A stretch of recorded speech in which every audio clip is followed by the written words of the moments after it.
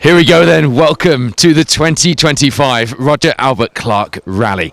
We already have a lot of people tuned in, ready for the action and ready for the reaction from our crews on this first day of the event. So welcome along to the first of our live broadcasts. We are going to have action and reaction right through all 5 days of this exciting and very unique rally. And I know that you guys are going to be tuning in from all over the world, and we're delighted to have you along. We've got 4 official live broadcast crews out, including a drone team.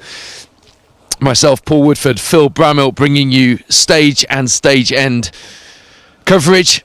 And Matt and Bex will be out stage end as well in between. We're all going to be leapfrogging each other, and we're all going to be bringing you action that doesn't overlap. The only thing to mention is that because if you are watching on the Facebook stream, we can only have one live stream at a time. We are going to be live on the special stage streams on YouTube at every point. So we'll have about an hour of this, and then you'll be able to switch over and watch Matt and Bex at the stage end for stage 2. But we're at the end of stage 1 at the moment. Crychan, 6 stages today. Fairly easy leading to the event. Fair few international crews and a number of crews who haven't done this before. So Colin and his team planning a route that just eases them into things on day 1. 32.6 miles today, which is very short compared to the rest of the days. We're over double that tomorrow for the second Welsh leg. Crychan, Cefn this morning, and then on to tarmac tyres and over to Pembrey for the Di Roberts Pembrey stages, 2 of those, and then back to repeat this morning's loop this afternoon. Crychan and Cefn, the first of the Pembrey stages coming your way at 12:46, and then we're back in the forest here at 3:15 when Phil Brammill will have coverage of that stage all the way through. We will bring you as many crews as we can this morning, and then we have to hot-foot it to get ready for the rally report programme this evening. A lot of work goes into that to make sure we can bring you that live at 9 p.m. on every day of the rally. Reaction and roundup, leaderboards from the day, a look ahead at what's to come the following day, some special features on the cars and the drivers on the event, and of course that retro throwback. I've already been told off by producer Wayne for having too many outfits in the studio van because we've got an outfit for every night. But we'll be bringing you that at 9 p.m. So we'll be live for as many of our crews as we can this morning. We'll bring you coverage from stage 1 and stage 2, including some stunning drone shots. And the views out here this morning in Wales are stunning, let me tell you. It is crisp, it is clear, and there's a layer of ground frost, nothing more, despite all the scaremongering on social media. I know Yorkshire and Lincolnshire have been hit where I've come from with a fair bit of snow overnight, but not here. It is crisp, and we are ready for the action. I had a message from Seb Perez in the Stratos this morning asking me if there was any snow. So clearly there are nerves around the conditions as well, you might imagine. And it's very much R.A.C. rally weather here in Wales. Wales, Scotland and Northern England. What a roster of countries and stages we have for you. 35 stages in total. Over 300 stage miles, 190 crews over 5 days. That is quite a formidable set of numbers, isn't it? 10.47 miles, the first stage this morning at Crychan. I'm going to be live with you from the stage end. We're going to get some reaction from some of our crews, and then I'm going to join you in the studio.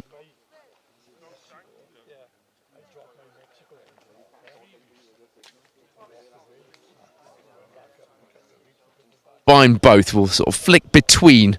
You'll have to bear with us. We'll bring you as wider variety of coverage and as much of a view of the action as we can to keep you up to date as we go through the next 5 days. We're going to spend quite a lot of time together, you and I, and the rest of the broadcast team. So if you've got anything you want to know, just drop a comment in the live stream.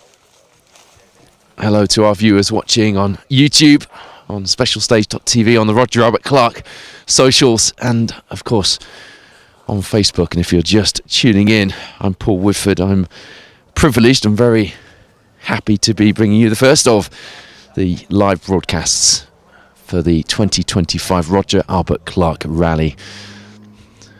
The forum yesterday saw 4 of our drivers, Johnny Milner, Mark Higgins, our 2 returning British Rally champions, our legends, Dan Mennell and also Max Smart as well, the South African JWRC driver, joining us in MGZR this weekend. Some of the comments on the forum were interesting, weren't they? The strategy talk from Johnny Milner and Mark Higgins for the bigger one, the stage, the 40-miler on Monday, was all about how many loose stops they're going to need, how things move on. Did enjoy that though. You saw Aldrich, Kovarik, Petter Duvek in the Skoda Octavia Super. What a glorious looking thing that is, just there on the stage. The first of the cars, the pre-68 and up to 1600 cars on both the historic and the open rally, coming through in reverse seated order before we have car 1, Marty McCormack, Barney Mitchell in that glorious BMW coming through in correct seated order with less than 10 minutes of a gap in between Steve Graham, Tony Graham there, following the Czech crew. Done everything but the first R.A.C. Roger Albert Clark, that is. The pair in the Lancia Fulvia. 131 on the door ever since. Number of cars this weekend running with a door number specific to circumstances. Not least Mike Roberts at car 23. Will be running in a normal seated position, but will have 23 on the door in honour of his son, Di Roberts, who of course we lost earlier in the year, who last did the event in 2023 alongside Stefan Stoof, wasn't he? Steve Graham, Tony Graham have the SPG hamster on the roof. Actually, I didn't look in service. They normally have the hamster on. It was snowing and hailing in service yesterday, and I was freezing. So the last thing I was looking for was a hamster on the roof of a Lancia Fulvia. I should have really taken one for the team and found out. But anyway, you probably know the story about that. It's to do with the Young Ones, the TV show. Dave Hopkins and Richard Wise through there in the Mark 1 as well, and Stephen Higgins, Peter Johnson from Douglas, over from the Isle of Man in their 2-stroke Saab 96. Sounded glorious driving into the hall at the Carmarthen Showground yesterday for scrutineering. When I arrived, I could see the cars driving in. I could see a haze of smoke inside the building. I thought, I'm going to walk in there and all I'm going to smell is exhaust fumes. It's going to smell amazing. It's going to smell like Castrol filling the hall.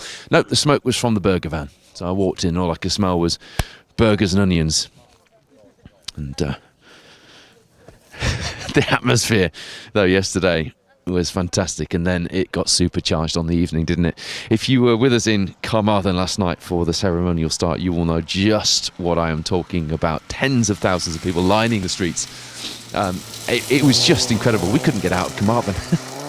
And that's a sign of a good ceremonial start, isn't it? There's certain conditions that you wouldn't accept and certainly wouldn't think were a good thing in any other walk of life. For example, not being able to take a clear picture of a car because there are so many people and not being able to get through town.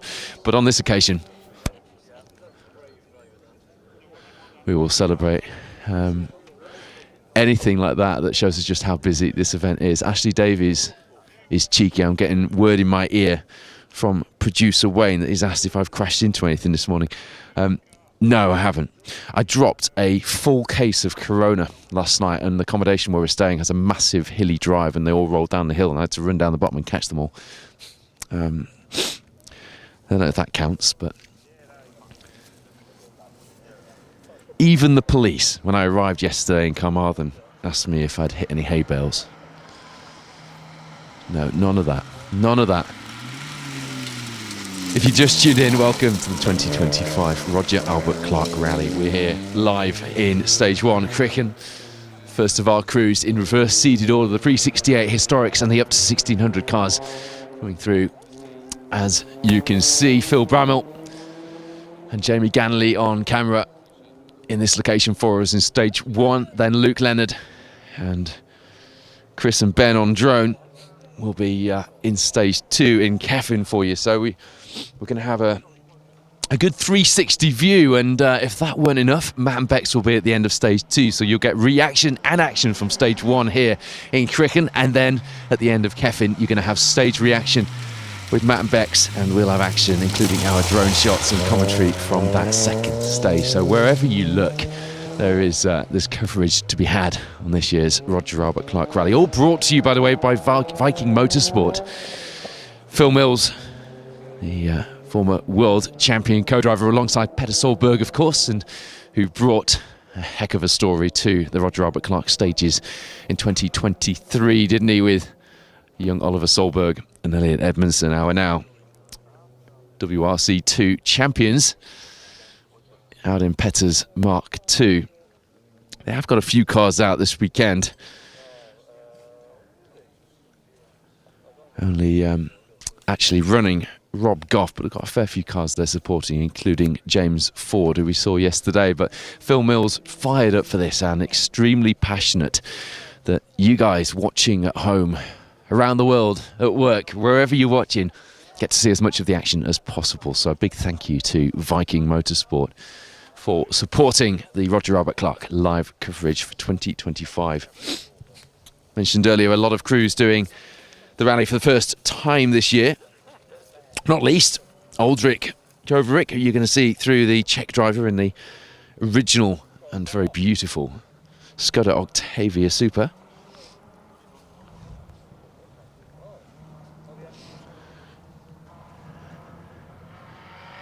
Going to see the first of our Mini Rally Challenge cars today as well, although the Mini Rally Challenge Championship round is only on Saturday and has a bumper entry as well, which is a great addition to the rally this year. A number of the drivers are doing the full event. First of our cars then, Aldrich is into the finish. Just look at that Skoda. What an absolutely glorious sight that is. As I'm talking to you, I'm flicking to my camera because I cannot resist the opportunity to take a picture of that beautiful car. We'll get reaction from Aldrich here at the stage end of the very first stage of the Roger Albert Clark, 1 of 35 complete for the Czech Skoda driver. Sorry mate, there you go. The first 10 miles of over 300 miles that make up this year's event. If you go to the Roger Albert Clark,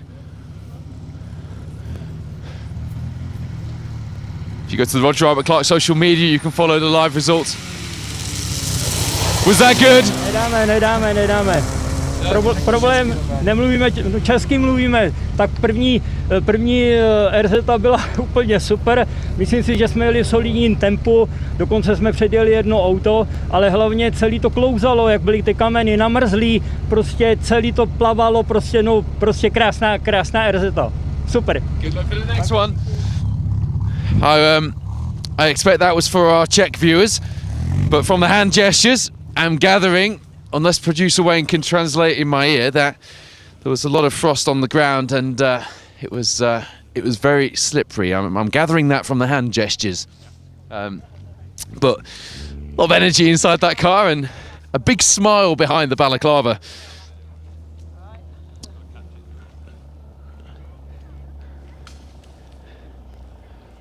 For Aldrich Joverick.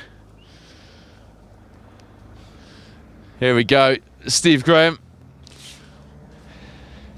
Tony Graham alongside, and SPG the hamster is on the roof of that Lancia Fulvia. In case that was of particular significance to you, pleased to confirm.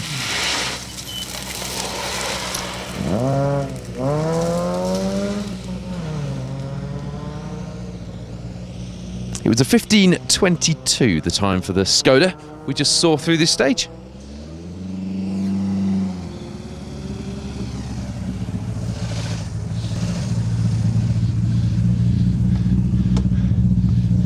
Here we go, Steve. You're racking them up now. Yeah, it was a lovely surface. Fantastic. I don't really like the second time through, but it's really rock hard, so I'm sure they'll be going all balls out. Nice, crisp and clear out there. Pretty frosty.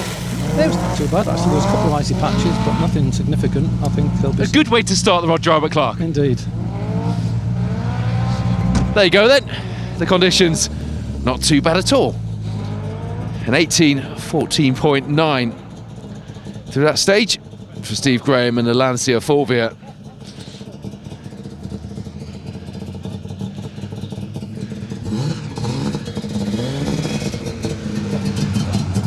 I could smell it before you even stopped, Stephen. It sounds and smells glorious. How was it in there? Yeah, it was all right actually. I thought it'd be a bit more slippy, but yeah, a couple of mistakes, but first run, isn't it? So I'm getting there. Another 34 stages to iron out the mistakes and get yourself in the swing of things. Exactly. What are your thoughts ahead of this? Yeah, I'm really looking forward to it now. I've got the taster in, and like I say, just nice and steady, and then just see how we go. Good luck. Thank you very much. It's a lovely feeling getting that first stage out of the way, isn't it? Just listen to that two-stroke Saab, and I wish you could smell it. It's the only thing we can't bring you from home is the glorious smell. Rob Evatt then wanted to win a rally championship in his 70s. He's done that with the rally start class in the BTRDA, but here he is in his glorious car. How was that? Yeah, fun. It's a bit different being in rear-wheel drive after spending a year in front-wheel drive. As a champion, no less. Oh yeah. I got to relearn now, reset my brain, but the back's quite lively. It's Good to get this first stage out of the way. Yeah, it was. Yeah, there was someone gone off in front of us, but he's coming out, so he's fine. Good to hear. There we go. Rob Evatt, Michael Evatt alongside in that glorious Team Unipart, Morris Marina. I am in rally car heaven here. This is very exciting. And I hope you guys can feel that excitement at home. Marc Courtier here in the MGZR. An 18:37 for him. First of our open cars through. Mark, happy with that? I'm Chris, but yeah, we've been down an embankment and about 30 spectators have pulled us back up. So yeah, I didn't think we were getting back out of there. In the bowl section, we just gone straight over the edge, but they pulled us straight back out, so we keep going. A baptism of fire then for your Roger Albert Clark experience. Yeah, me driving like an idiot, yeah. Here we go. Chris Lonnan, Marc Courtier in the co-driver's seat, of course. Apologies for that, but it went off in there, but did get back out thanks to spectator power. Florence, first of our mini rally challenge cars, how was the first stage? It was good. I wasn't too sure what the grip would be like because it is very icy and very cold. So we just took it steady, we made it through, and it wasn't as low grip as I thought it would have been, so it went well. And I'm not sure if the camera can pick out Izzy Holman's nails, but they matched the livery on the car. Just look at those, the sheep on the car, the sheep on the nails. So what is your plan for this week? It's to take it, just get to the finish, nothing else. I'm not looking at anything, just get to the finish and have the experience. And what an experience it will be. Florence Butler, Izzy Holman. Izzy, the champion co-driver in the VRC open category, of course.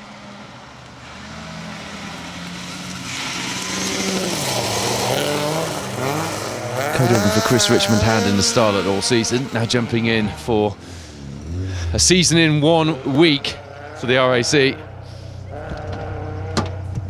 Mark, apparently the conditions weren't as bad as we all expected in there.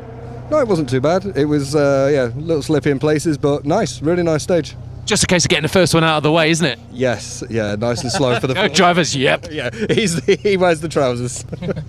Good, well you'll need both your trousers on here because it's pretty cold. It is absolutely freezing, I've got to say. Matthew Evans with Dan Evans alongside in the Group B Talbot Samba now. What a glorious looking thing it is in its period livery. He's through the first one. I spoke to him at scrutineering yesterday and they were just delighted to be here. It's taken a lot of work. The car is all plastic, he said to me. Plastic arches, plastic tailgate, plastic bumpers and spoilers and grills, and he said he just doesn't want to knock any of that 80s plastic off this week. I have a job on not to knock any of it off, but we wish him well in those endeavours. But what a beautiful looking thing it is. Well, here we are, all the hard work, getting the car ready, all the build-up, all the excitement around the car, and you finally finished the first stage of the Roger Albert Clark. I finally finished that stage in the car. But it's awesome. It's great fun. It drives nicely. It's slippy in there, but I'm just happy it still works. Group B, baby. Exactly. Yeah. I think there's only 2 French guys that have ever done it in a Group B car, and he came 24th overall. So I don't think I'll be trying to compete with him. Got a pinch yourself moment out there, I'm sure. Yeah, I'll give it a good go. Enjoy. Cheers, mate. Matthew and Dan Evans in their heatedwindscreens.com. They need that as well. Car. How was that? Oh, it's been 3 years in the making, this, so it's nerve-wracking, but it's slick, but it's nice. Yeah, it was good, that. We enjoyed it. So. Big smile on your face, Kurt. Relief, that is relief, but yeah, no, we're happy enough. It's sun's bad, but yeah. The sun's bad. At least we've got it, though. Yeah, I'm not complaining. The R.A.C. in a 205 GTI, does it get much more iconic than that? Proper livery on that car as well.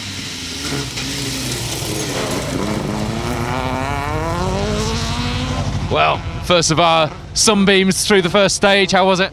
Yeah, very slippy, difficult to know whether it was icy or just polished surface on it, but yeah, no, very, very nice stage, but that's the longest I've driven this car since I've bought it, so we're just getting used to it at the moment. I've got some good news for you. You're going to get to know it very well over the next 5 days.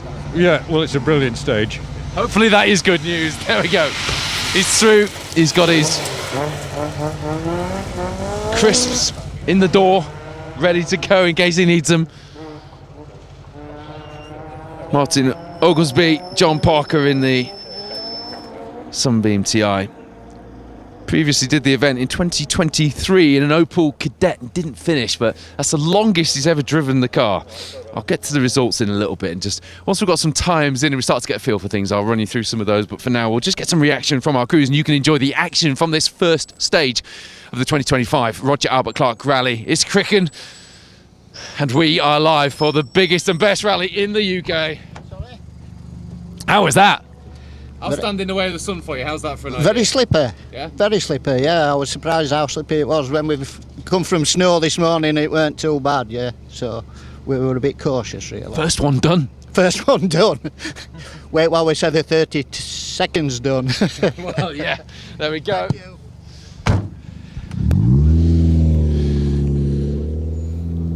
Phil Boothroyd, Dave Marshall alongside. First time here in the little Suzuki. Lee, rear-wheel drive must have been fun in there. It was awesome fun, yes. Took a bit of getting used to the first couple of bends, but we got the better. So hopefully we'll see you at the end in Carlisle. We will. We're looking forward to that. There's a long way to go before then, though. We'll see you at the end in Carlisle. I like it. We will see you there. The Potie's ready on the co-driver's knee. I'm not sure he's going to need that for a little while just yet. But they're on maps, of course, so road rally spec, of course. Yep, on notes. Doing it properly. Here's a car. I am excited to see do this. Bob Gibbons' old Mark II Cortina. My first rally car, a Mark II Cortina GT. Just like this one, not quite as well sorted. Dave Wood, Reece Brooks alongside from my neck of the woods in Lincoln. Saw him on Sunday at Cadwell and he was getting excited already. Well, I'm delighted to see the car here and to see you smiling at the end of the first stage. Yeah, I've been brilliant. A bit slippy. I saw one had been off, but got back on again. But yeah, it's a marathon, not a sprint. It is. We're in for the long haul. You got the car for it? Oh yeah, the car's going brilliantly. Those auxiliary gauges on top of the dash, giving away that it's a Series 1. What a glorious car. Yeah. Enjoy. Absolutely. Thanks, Paul. Bye. David Wood, Reece Brooks. They're off and rolling in the Alpha Concrete Mark II Cortina. Looks fantastic, doesn't it? First time here for the Lincolnshire man.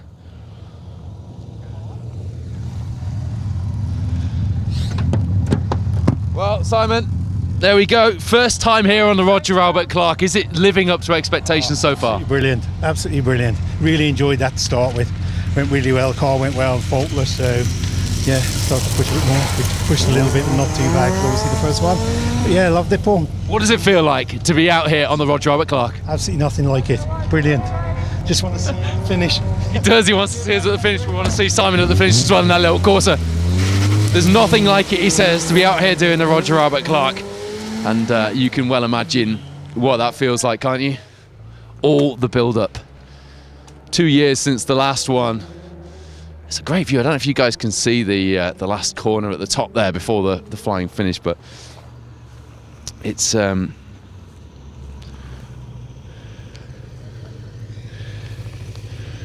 is a good view.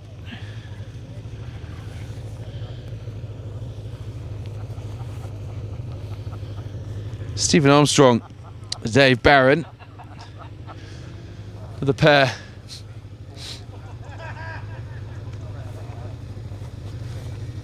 Doing the Roger Albert Clark for the first time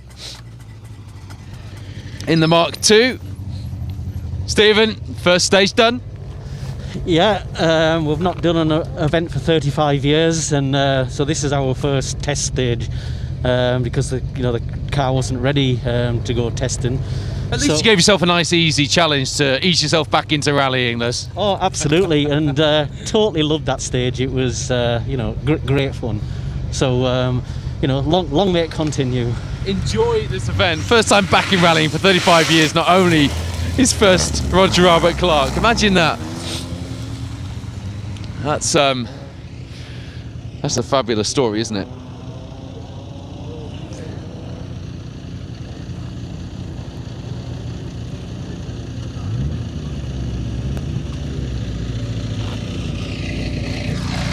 There we go.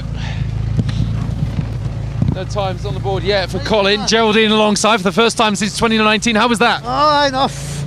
It was a bit of fun now. Yeah? It was a bit of fun. There was different grips everywhere. But sure. There's a good Irish contingent here. Lots of crack on the stages this weekend.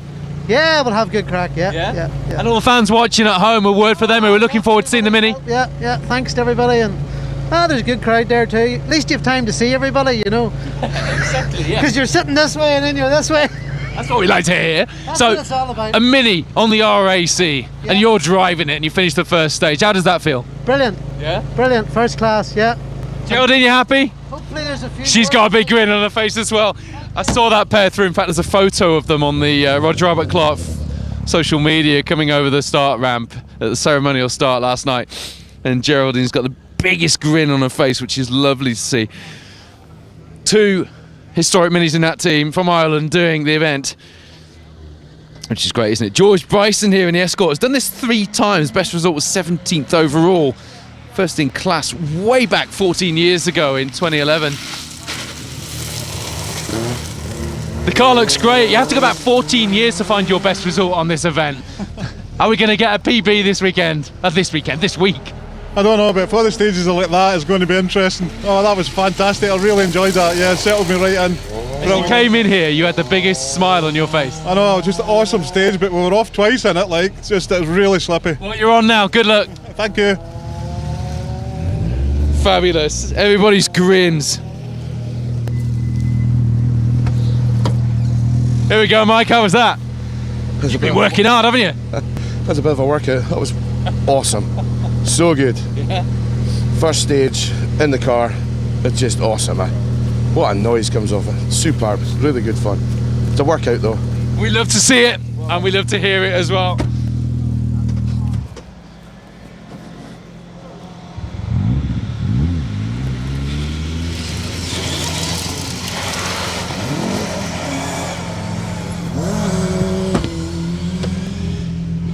First stage done. Yep, first ever gravel stage of my life, and I've thrown myself in on the Roger Albert Clark. Didn't feel very gravelly in there, did it? No, that was horrendous. That was ice, then a bit of dry. It was pretty challenging for my first ever gravel stage, but we're here, so. As I've said to a few so far at the stage end here, you've got quite a lot of time to get used to the car, and you'll know each other quite well by the end of the event. Well, there is that to it. Hopefully we keep the relationship we've got. How excited are you? Yeah, very. Yeah, it's good. It's great to be out here. You know, it's been a busy few months, but we're here. So first one out of the way. Yeah. Off to the next one. Plenty more. Thank you.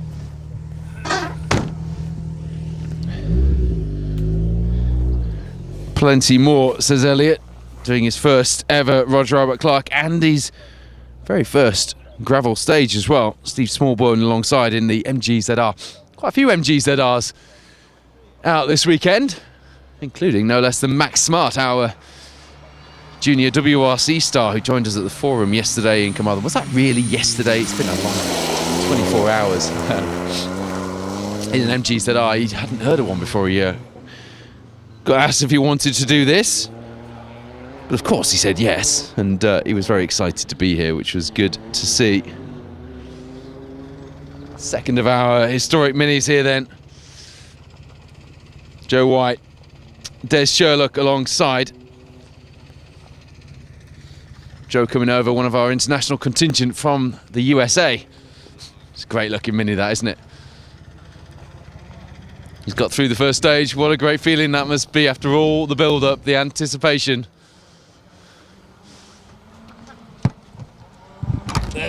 Let's get it open, Joe. There we go, first stage done. How was it?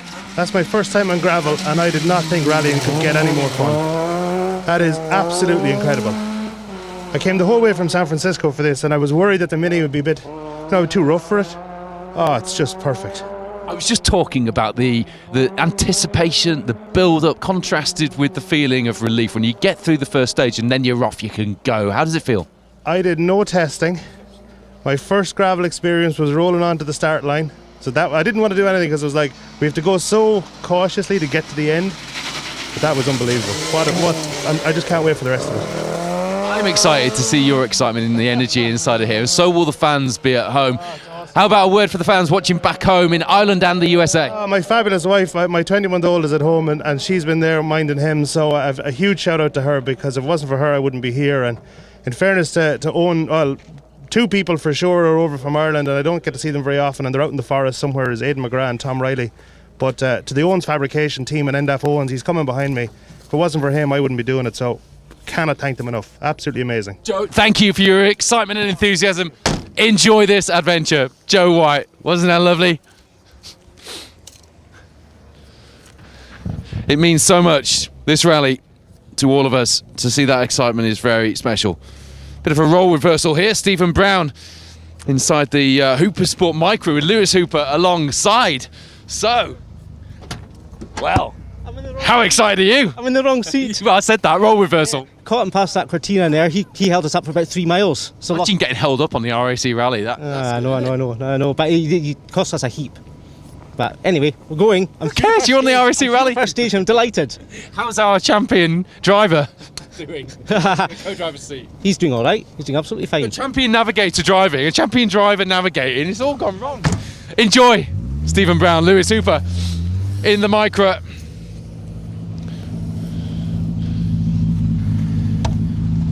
Trying to see Paul. Want a ball? 6th time doing the Roger Albert Clark.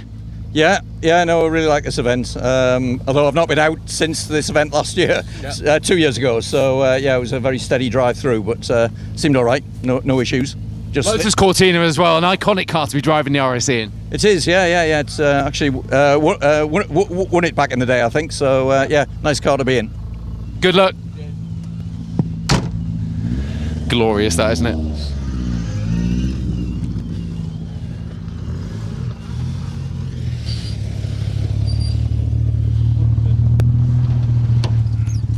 Charles, you happy enough with that? Very happy, yes. Can't see a thing for the sun, but yeah.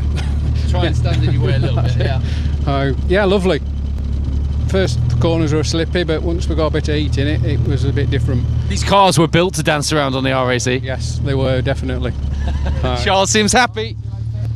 The Martini steering wheel in that thing. We'll be doing some work this week, that is for sure. Some great variety coming up for you in this first section of the Roger Albert Clark Rally, which is for the pre-68 historics and the up to 1600cc cars. As a little robin goes hopping across the ground, standing next to the marshals as if it's listening in.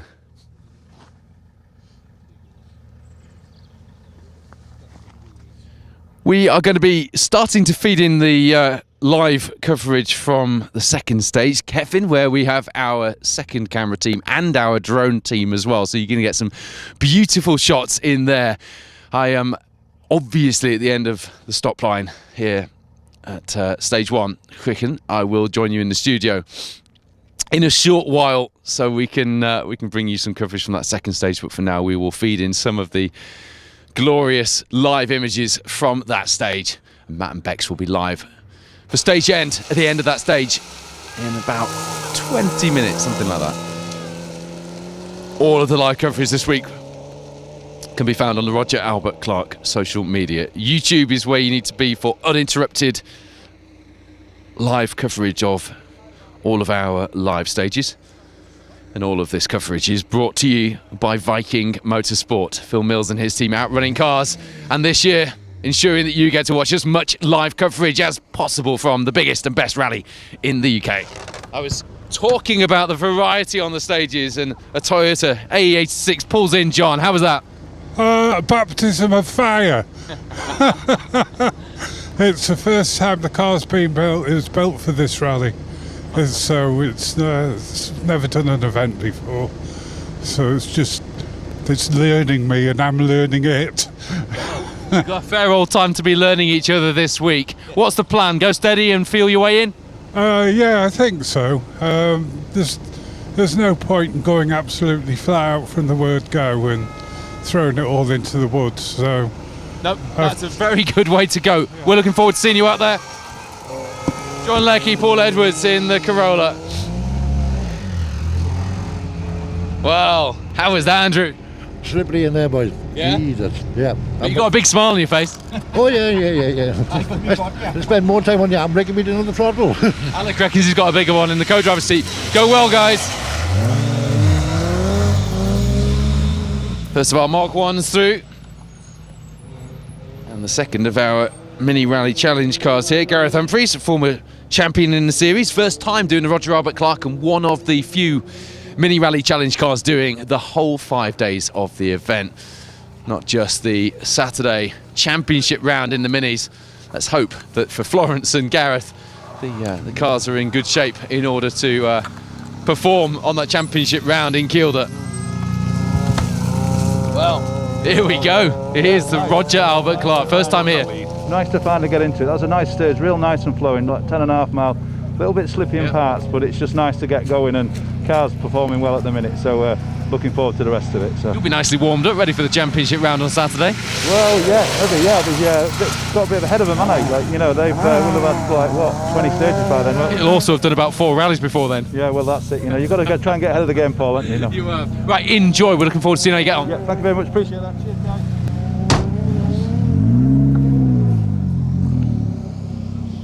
Chris Melling then has done the rally 3 times, and he's not going to stop to talk to us. Hopefully he had a decent first stage, but he's just trying to get the car started again going down the hill. So yeah, he's got that 106.5 back up, which is good, obviously. Kelvin Evans doing his first Roger Albert Clark. We'll come around the other side. He found Rollins in the navigator's seat. Kelvin, happy? Happy, yes, very slippery. Yeah. Yeah, in patches. Yeah, it's okay. But you finished the first rally at the Roger Albert Clark. First event, sorry, first stage. First stage, yes. Yeah. Yeah. Long way to go. Battle of the Micras out there this week. There's quite a few of you out. Yeah, quite a few of us out, yeah. Got any sights of set on the front of the Micras? No, I don't think so. Just keep it going. It's a bit early to be getting people fired up, isn't it? Getting the fighting talk going, but now Mark Constantine, finally, after supporting his lads this year, gets his turn behind the wheel of this glorious Nova. Mark, the car looks fantastic. How was it in there? Well, are you sure it's not an Escort? I've never been to sideways in my life in a front-wheel drive car. Jesus, it was slippy in there. And I was starting to overheat in the last couple of miles for a fat lad, and I had to open the door and let the window down. But Luke, this one's for you. Shit. Luke's been in trouble from Dad for being a bit rude on his stage ends this year, so I did have a feeling that we might be getting a bit of that. Apologies if the kids are all at school, aren't they? But if, we might get a little bit of raw language this week. We are talking to people after they've just finished a rally stage, some of the biggest rally stages in the world, no less. Certainly one of the biggest rallies in the world, so you can forgive a little bit of exuberant emotion on the stop line. Luke will be laughing his head off now. And Dad will have no leg to stand on next time he wants to speak to the lads about their stage end conduct, shall we say.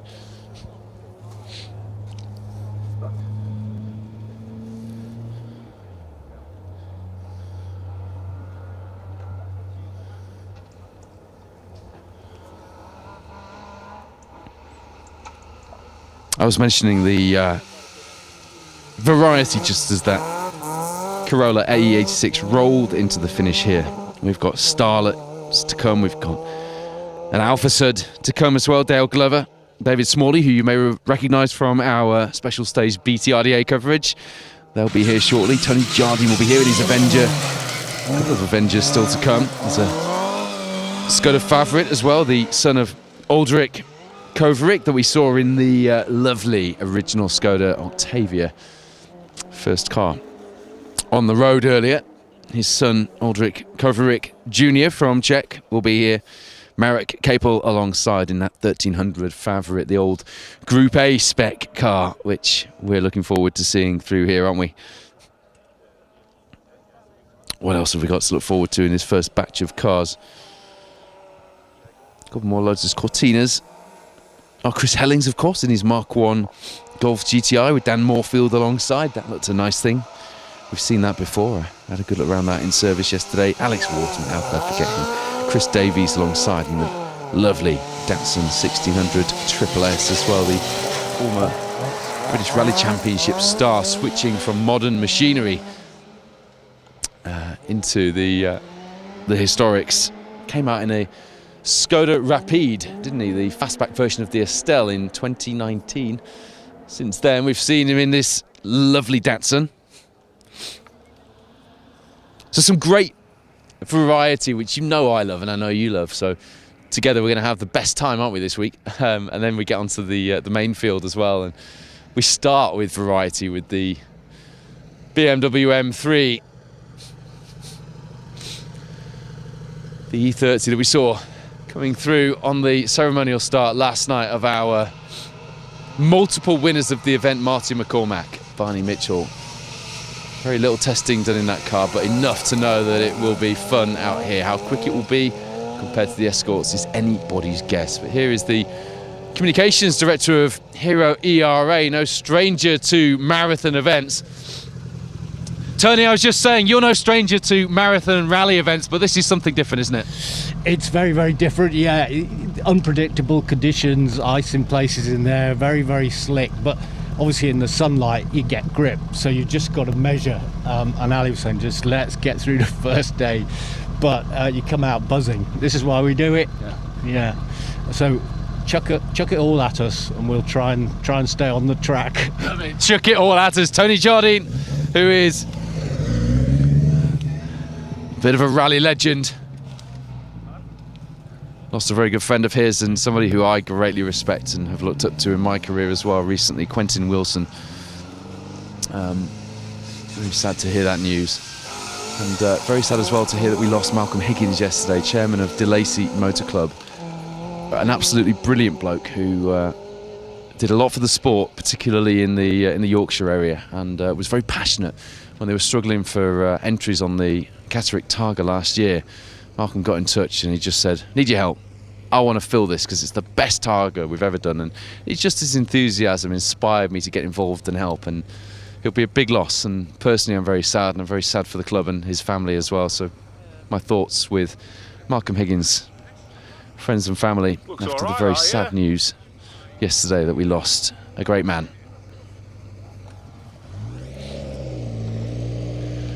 Paul Rawson then, here we go. Fifth Roger Albert Clark for Paul. Here we are with Mike Curry alongside. How was that? A bit slippy, but really enjoyable. Good start to the stage, yeah. Good start to and good to get through the first one. It was, yeah. Really enjoyed it. A couple of hairy moments, and a few cars off. But you know your way around this rally. What's the plan? Take it steady. It's like a marathon. Start slow, get slower. And look at the co-driver. No, there's no emotion there. He's quite happy. No signs that there's anything untoward there after the first stage. Well, morning, Paul. Dave, it's nice to hear that twin cam back in, and it's nice to see you through the first stage. Yeah, we're very pleased as well. There's a few cars off or problems, so it's always savage to see that, you know. Get through a few days and you feel better for it, you know. How good is it to be in an ex-works car, to be driving the R.A.C, the Roger Albert Clark? It's fantastic. I just wish I could drive as quick as the drivers that drove it in period. Who's your favourite driver that's driven this car? Mikola. There we go. Without doubt, without doubt. Anderson was up there as well, but Mikula was brilliant. Hannu Mikula will be loving seeing that car out on the stages. Team Ford, Hannu Mikula on the front wing of Dave Watkins and Dave Shepherd's Mark 1. Puts a BDA in for events during the year, but gets that twin cam back in for the Roger Albert Clark. Wyn Jones got a slight problem here, or are we okay? He's just pulling over. Let's have a quick word if we can. Oh. You got a problem, Wyn? Yeah, I got a problem. I need water. Okay. I'm going to leave Wyn and Martin just to have a look at that. Avenger, no water in the car. You can see the radiator spilling out underneath. Early frustration for the Welsh pair here on the first leg in their home stages.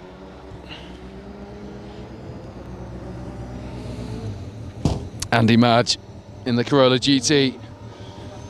His 15th Roger Albert Clark.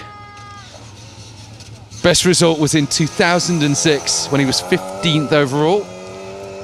Matt Cooper alongside the pair from Wellingborough in an almost ex-works livery, isn't it? Corolla.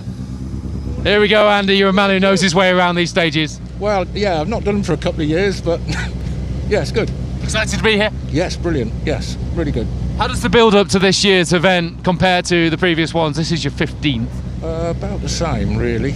Always disorganised. Everything's last minute. Hey ho, we're here. Great to be part of the hype and the build-up. Yeah, really good. Guys, keep it going. Good luck for the event. The Corolla of Andy Madge is through, and there's snow on the roof. I should have got the camera to point at that, actually. Just quickly jump across the other side.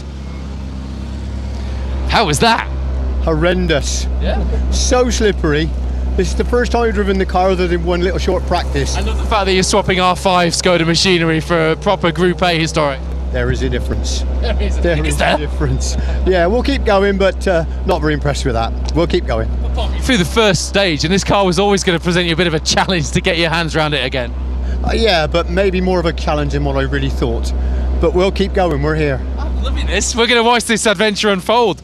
Bob Morgan has got more of a challenge in that Skoda Fabia, that lovely winner garage car, than he was perhaps expecting, swapping his Rally 2 R5 machinery. I do like that.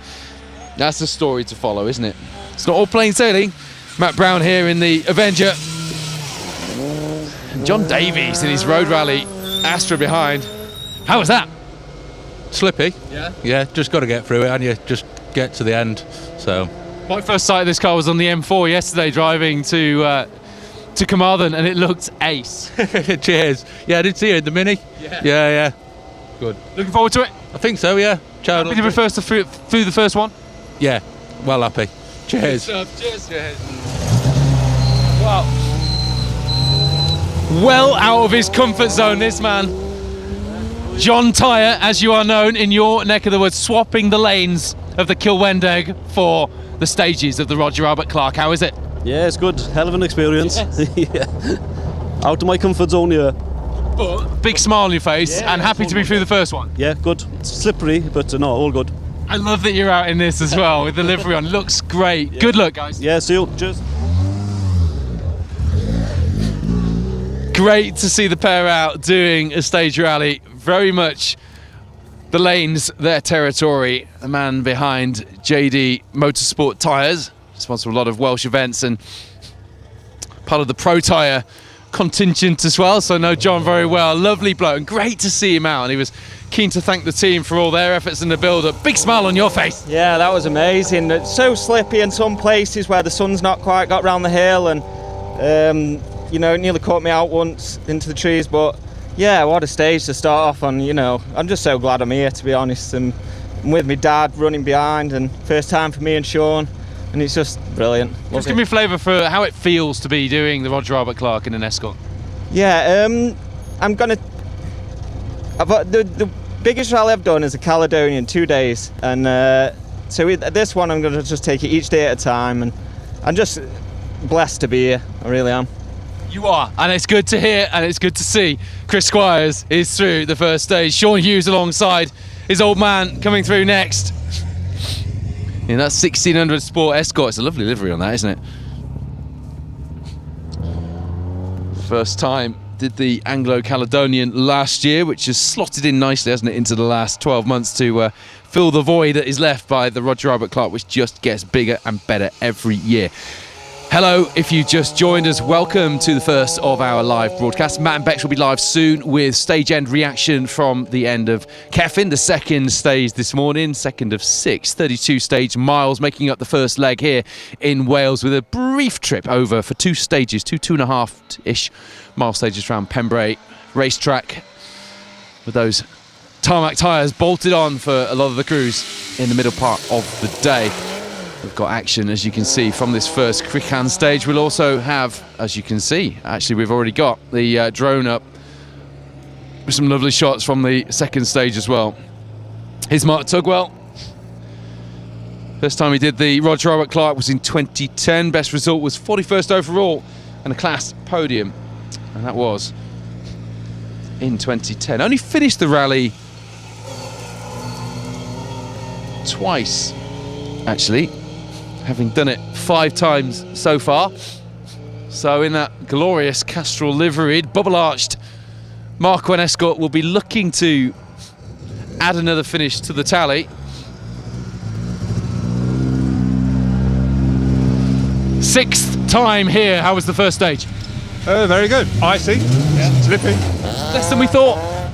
Less icy. Yeah. More than I thought. More than you thought. I'm an idiot. Well, you got a long way to go. Thank you. There we go. Phil just pointing to the side as if they want to pull in and sort something. This car actually surprised a few of us yesterday, and I'll explain why with Mark. Mark, you surprised a few of us yesterday because you didn't have a car on the entry list. Oh. So when this turned up, we were like, we didn't see a Lada on the entry list. It looks great. Ja, nej, jag kör ju nu. Jag ska gå ner nu. Haven't been out in years, so just aim to get round it if I can at all. Did you enjoy that first one? I did. I know there's ice in only an odd place. You know, the most of it was right, but now an odd place it had Hollow Station. See what that was grand. Good to have you out.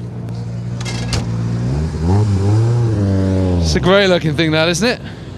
Mark McCaffrey from Enniskillen, Gordon O'Donnell alongside. Here's Aldrich Koverick Jr. in the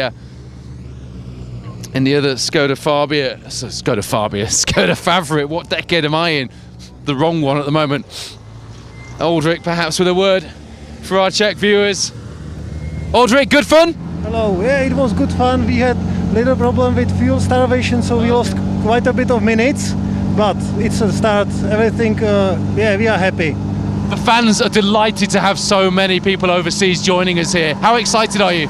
Oh yeah, very, very much, and we bring something different than Mark II Escort to show them.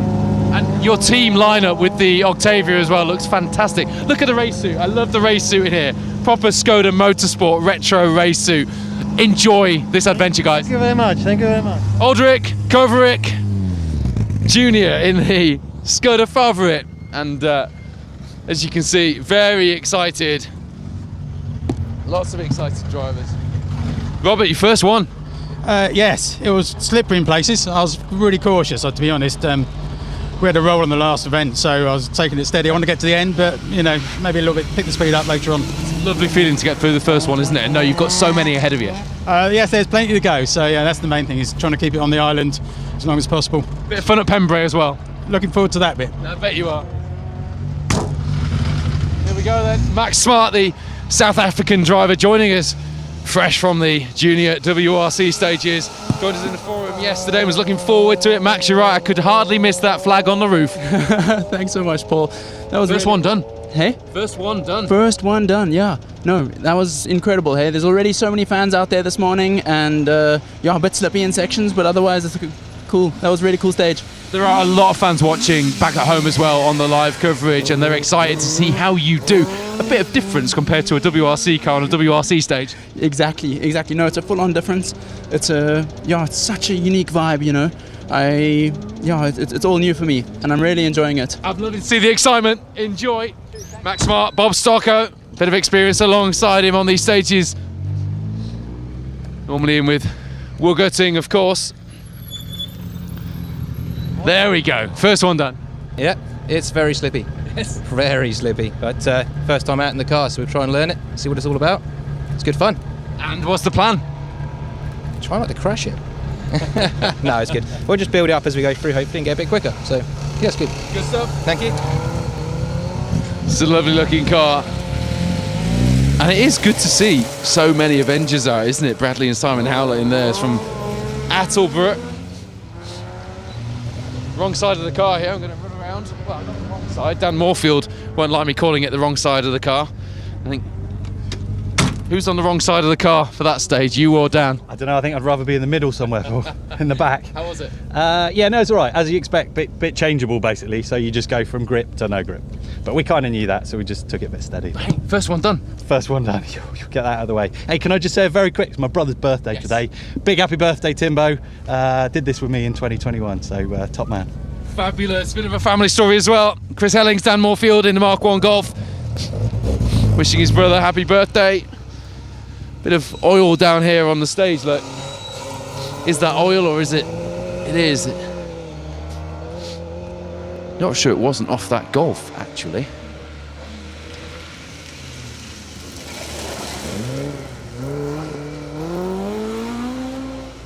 No, we think it was a car a little earlier on. Chris Hellings will be pleased to know. It's a fair bit of oil there, though, isn't it? The Welsh Avenger pair. Wyn Jones got underway by the looks of things, did he? The car's not there, at least. It disappeared. The frost, Sam, is gathering on your snood. It shows how cold it is, just where you've been breathing. It is absolutely freezing out here at the stage end, but the blue skies make it all the better, and knowing we're at the start of an epic 5-day Roger Albert Clark adventure makes it even better again. And as if things couldn't get any better, a Mark 1 Vauxhall Nova pulls into the stage end here. Scott Macbeth, Dan Forsyth doing their first ever Roger Albert Clark in the H9 class, 1300 Nova. Bit of a different look compared to the usual works style liveries you get on the historic Novas, but nonetheless had a quick look around this one at scrutineering yesterday, and it is a beautifully built car. Left-hand drive as well, proper job. Well, Scott, the car looks ready for action. How are you? That's a lot different to what I'm used to, like, but no, it was good. Very, very icy in sections, but no, it was good. I'd probably most have laughed in a rally car in a long time, so. Could you have done with four-wheel drive in there? Probably would have been off in there in a four-wheel drive, but no, it's good. All good. Good feeling to get the first one out of the way. You know how that feels. Definitely. It's just, this thing's so slow, you know, and you back off when you shouldn't be backing off, and no, good fun. Good stuff. It's going to feel its way in. A very different car for Scott in the Macbeth joinery Nova. I do like the grey livery on this Corolla as well. Alan Treacy, Mark Murphy, another pair of first timers. Another pair joining us over from Ireland for the Roger Albert Clark. How was that? Hard things. Was that good? Sketchy, very sketchy. Mark was shaking his head as you drove in. Oh Jesus, we put the front of it in over a bank. Yeah, three times. Three times. So there's 3 or 4 in there. Yeah. So we're just looking to get It's a skating rink, like. I mean, I took off thinking that was normal. There's nothing normal about the next 5 days, just so you know. Thanks. No, same for us, he's right. There's nothing normal about the next 5 days for us either.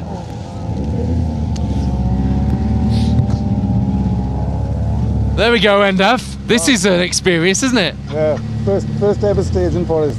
Yep. My mum could have gone faster. But that's fine. So could mine, but who cares? Well, yeah, no, it's got to start somewhere. But you've got the first one out of the way. What's the plan from here? Yeah, good. No, enjoy it. Thank you. Gonna get the hammer down now? I'm down. It's already down. Danny Owens alongside. Good to see the pair out. First gravel stage, and his mum could have gone quicker. Would she have had as much fun though? That is the question you got to ask yourself, Endaf. Looking forward to seeing the Datsun 1600 through of Alex Waterman shortly. There's Sunbeam to go as well, and a nice one at that of William Patterson and Paul Gribben. We'll see them very shortly. Remember, we will be bringing you live stage end reaction from stage 2 as well in a matter of minutes if you keep your eye on the Roger Albert Clark Facebook page. Meanwhile, the coverage of stage 1 and stage 2 will continue on YouTube throughout here in Crychan and Cefn with our lovely drone shots in that second stage. And here is Willie Patterson in that lovely looking Sunbeam with its early grille. The silver plastic, not quite chrome were they, surround, just giving away the car's heritage a little, but doesn't it look special?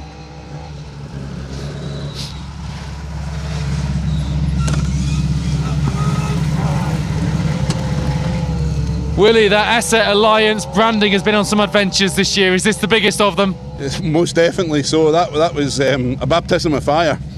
I've heard that expression already today. What particularly about it? How slippery it was? Very, very slippy, but you would get grip in the sun, then you go into the trees and it just completely went away again, and I'm still no power steering, so it's hard getting used to that. But at least we have sun, because it could have been a lot worse today. Absolutely. No, this is fantastic. Enjoyed that first stage immensely. What are you really looking forward to this week? The finish line. We'll leave it at that. Good luck for the next one. I love that. We had that a few times, didn't we? Johnny Milner was saying that he was particularly looking forward to the finish line as well. Are you looking forward to the finish line as well? Of course I am. It's a long way away, though, is it? It's a long way away. Bit slippery neck. We're on home territory. The sun is coming down, but we've got here. That's the main thing. Are you happy? We're not. Yeah, we're happy. We're not pushing too much. Just get through as the day goes on, like. Good stuff.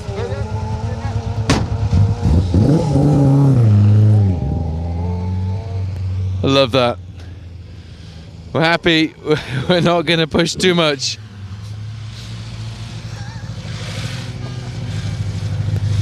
Well, he wasn't risking me coming to his side of the car, was he? No, that was a deep exhale. Was that tough? That's an awesome stage. Awesome. Just such changeable grip. And it's like 1 minute you've got 100% grip, next is just nothing. We had a half a spin, but... How often do you start with a 10-mile stage? And like on ice, or not on ice, in the Welsh Forest. It's just... Big grin on your face, though. We just said that was awesome. What a way to start the R.A.C. You swapped one of the top levels of British rallying to go historic rallying. Has it been worth the switch? The little 1600 is all you need. Is all you need. I'm telling you. Alex Waterman is off. He's rolling and he's smiling. First stage complete. Here's a Mark 1 with a very special, poignant meaning. David, there's a very special reason you're driving this Mark 1, isn't there? Yes, indeed. Yeah, we were fortunate to get it from Paul Kendrick's family after he sadly died. So it's a bit of a privilege to have it. It was a lovely car to start with. Might not be so lovely at the end of the stretch. I hope it is. You never saw yourself in an Escort, though, did you? No, it was never going to be an Escort. So there you are. Just goes to show that anything's possible. How was the first one? Very slippery. Had a spin in there. Yeah. Yeah, which wasn't the game plan, but hey. Have you had your first telling off from Richard? Not yet. His knuckles have gone white and he's going silent. So you know. Guys, you flew the first one, and I got my first roll of wine gums from Richard Wise. Guys, good luck. Thank you very much. Thank you, Richard. David Hopkins, Richard Wise.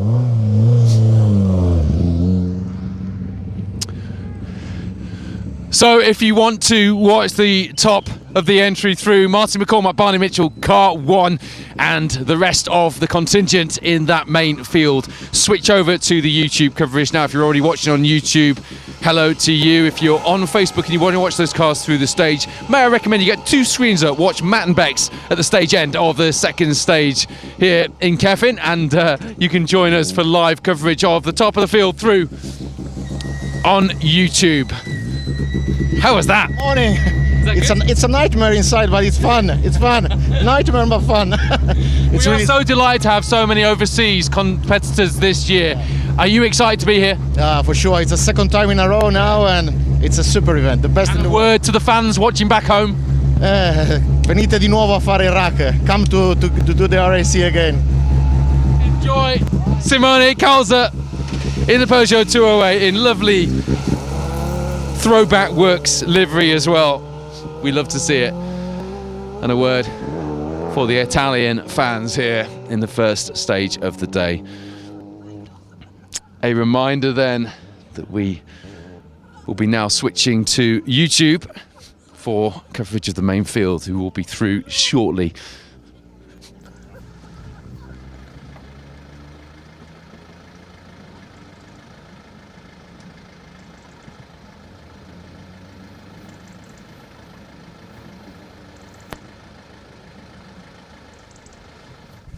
So we're not far off getting Martin McCormack, Barney Mitchell through. Talk to a few of the leading contingent. Just a small gap here. But we were talking to some of the leading contingent yesterday at the start in Carmarthen. Osh and Price, quite bullish, quite confident ahead of this. Said he was, I mean, obviously he's been the bridesmaid before now on the Roger Albert Clark, and he's here to do one thing, and that is to win the event. And he's had some very good testing on the build-up, which he hadn't perhaps had previously in that Wales Motorsport car. Suits him down to the ground. We've seen some giant killing performances this year in that car, so we're expecting big things. Another man who was very bullish in Carmarthen was Matt Edwards, and what I love about these guys is that they will tell us it how it is. So I said to Matt, can you win this? And he went, yes, I wouldn't be here if I couldn't. And so there you have it, one of, or two there of our four former British rally champions, Johnny Milner and Mark Higgins, also in that bracket. But Matt Edwards and Oshan Price, two of the drivers who were very confident last night. Seb Perez, I wouldn't say was not confident, but of course knows that he's got a bit of a battle on, not least the physical one, wrestling that Lancia Stratos around the stage, and it really is wrestling as well. If you saw any of the in-car from 2023, you will know that that steering wheel is never straight, not even in a straight line. The car is constantly dancing around. But interestingly, Seb told us a bit about the car and what it's like to drive on these stages yesterday, and he said that it has the grip. As you've seen, our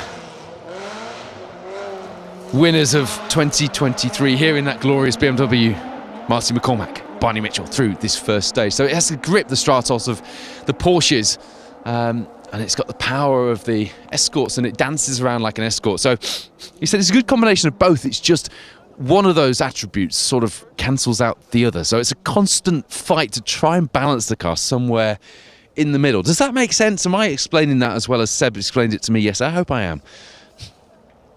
The first of our main field through this stage then.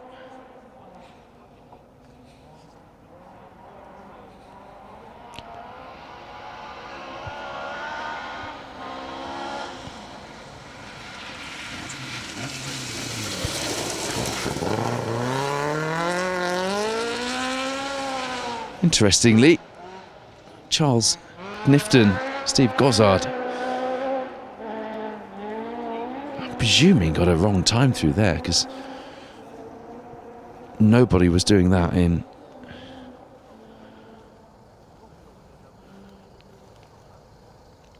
I'm going to get my my head around those times before I read them out to you, because that doesn't look quite right. A 2:33.9 from Charles Nifton in the 205 GTI. Surely not, when the closest car to him was Chris Squires, Sean Hughes. You just saw them through in the Mark II in the... They did a 4:11. John Davies, Kevin Jones, 4:13.9, just 2 seconds back there. But if that is to be believed, Charles Nifton has done a hell of a time through this first stage.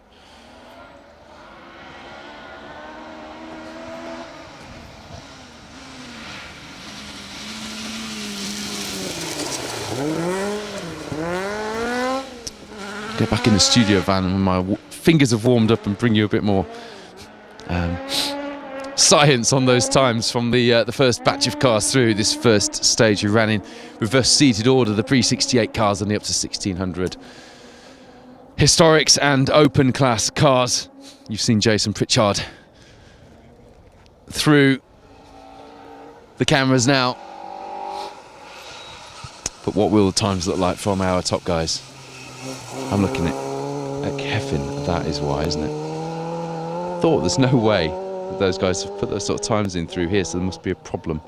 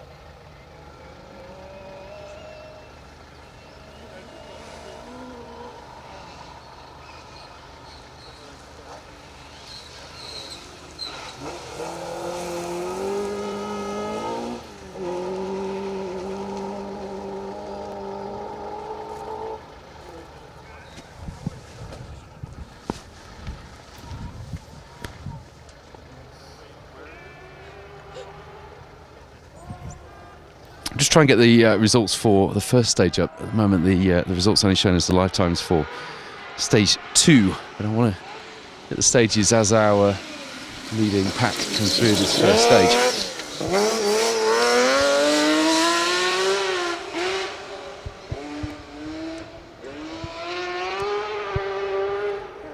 The good news is, if you're following the rally, you want the live stage. We've got that.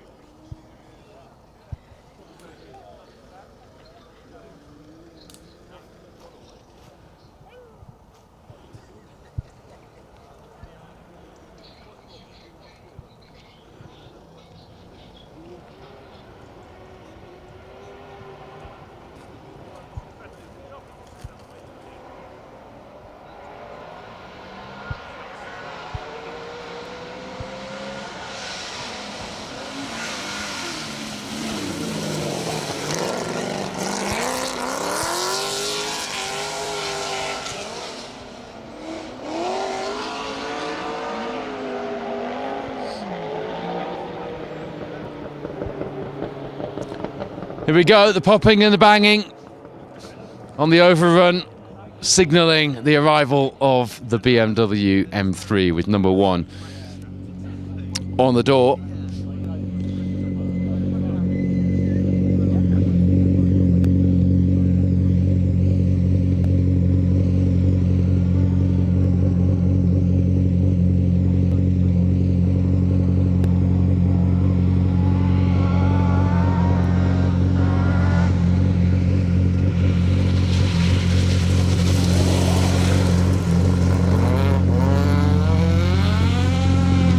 Let's see how Marty got on. No times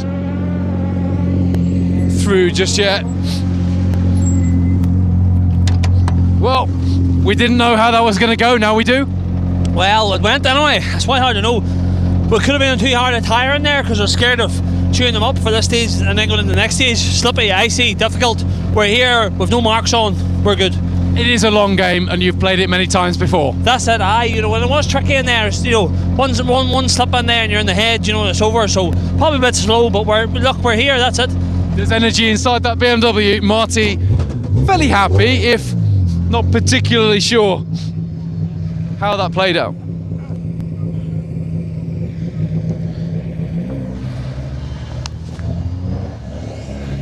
Message to producer Wayne, please send me a link.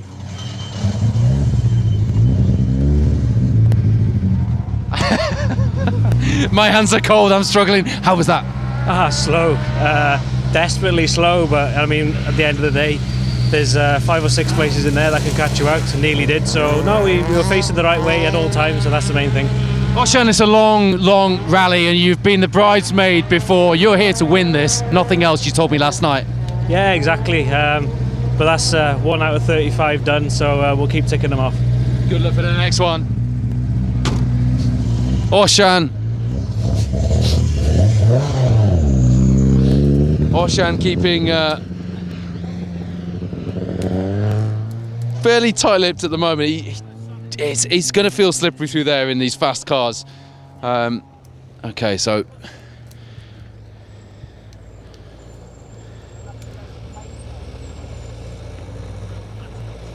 a 12.01 from Orshan Price. A 12.03, just 2-second difference from Marty McCormack. Incredible. Both guys talking about how slippery it was in there. And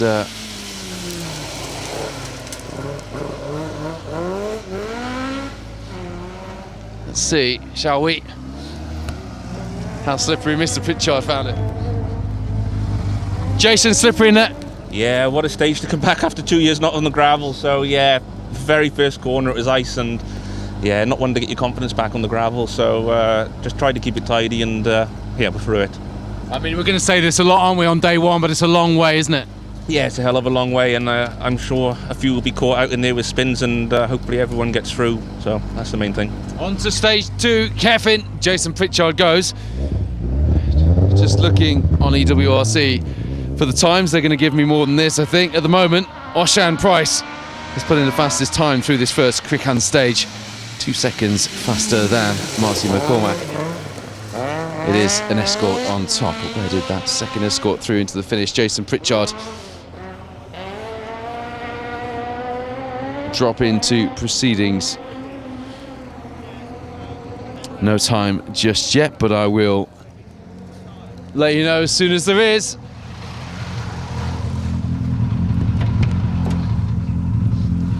Well, Matt, it says fast made easy on the side of your car. You needed that one made a little easier, I would imagine. It was slow made difficult, I think.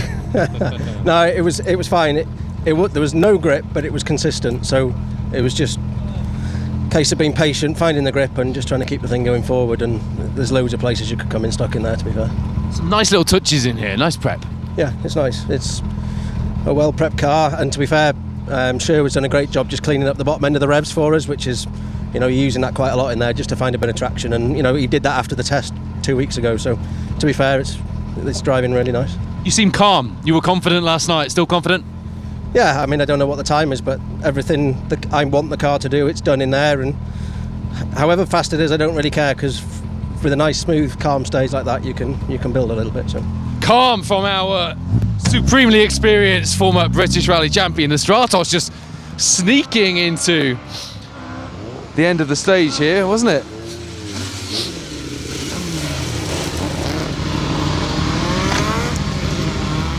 Just regaling everyone with your tale of how difficult this thing is to drive with a bit of the Porsche, bit of an escort. How was it in the first one? Icy, and probably a few people said the same thing. So yeah, first stage is a rally with a load of ice, so you've just got to play the game a bit. So clean run through. That's all we need, really. No issues? No, plain sailing. This time 2 years ago, obviously there were a few little niggles already, and you seem happy. Yeah, first stage last year we were on 5 cylinders, so yeah, we were on 6 today, which is a start. No arty photos of you checking the car out this time. Exactly, mate, but yeah. Seth Perez is off and rolling to the second stage, and here is the third of our former British Rally champions. So Matt Edwards posts a 12.13. 12 down on Orshan Price in the lead, but as Matt said, at the moment it's not about times. At the moment it's getting used to the car and just getting his feel for things. And Jason Pritchard just behind him, actually 5 behind. Mark, how was that? Really slippery, to be fair. You know, you get a bit of a rhythm and then there's nothing, it's ice, but yeah, it was okay. Just, I mean, it wasn't slushy and horrible, but yeah, quite difficult to get back into it, so tricky conditions.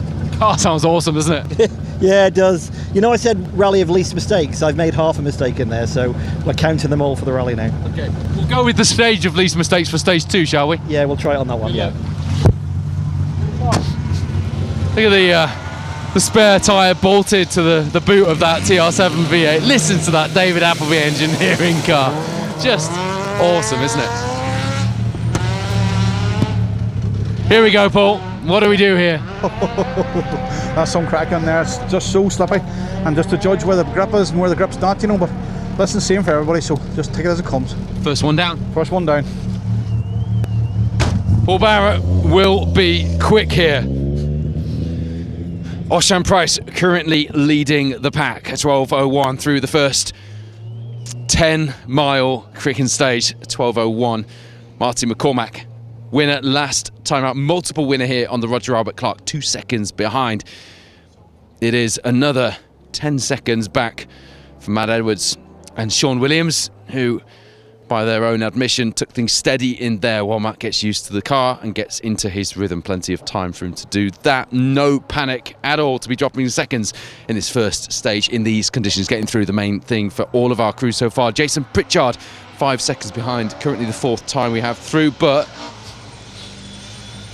clearly not the only cars we've had in. Paul Barrett dropping into 4th, fastest through there, a 12:17 from him. We just saw him through. Mark Higgins, Carl Williamson just behind Jason Pritchard, a 12:27 and a further 6 seconds back to Seb Perez and Dale Bowen in the Lancia Stratos, the Amigos car. So top 7 times in, and Osian Price at the moment the class of the field, 1 stage in. What can Dan Mennell do?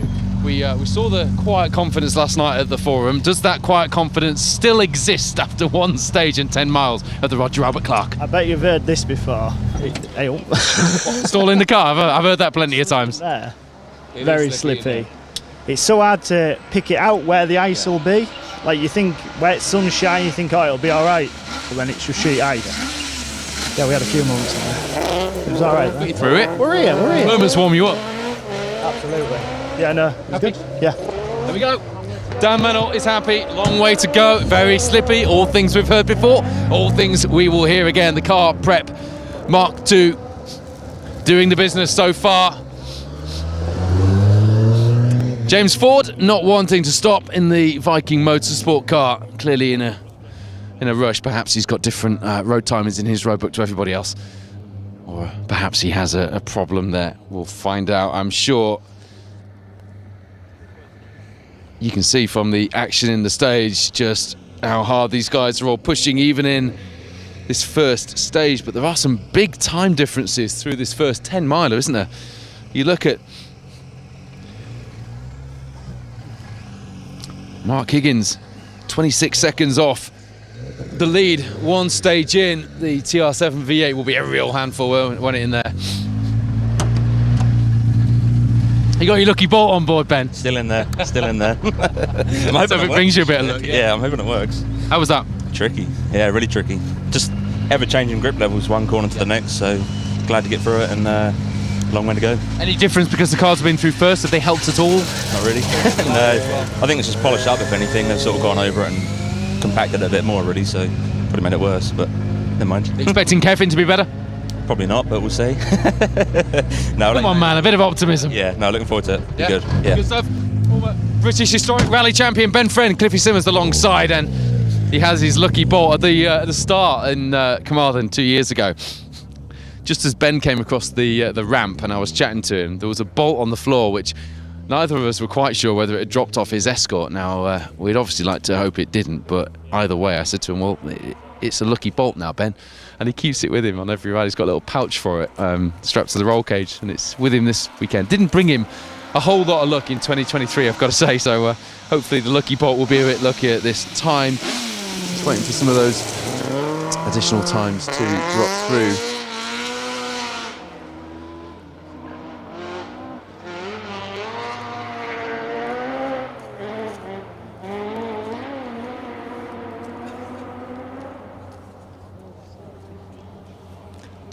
So Martin McCormack and Barney Mitchell are just 2 seconds off the pace through the first 10 miles of the Roger Albert Clark, despite having very little in the way of knowledge or benchmarking for that BMW compared to the Escorts, the Triumphs and the Lancia Stratos that they are doing battle with over the next 5 days. But certainly coming into here, both he and Osian Price, who are out in the front, seemed calm, collected and quite happy they'd made it through. Neither knew where they would end up or if it had been enough.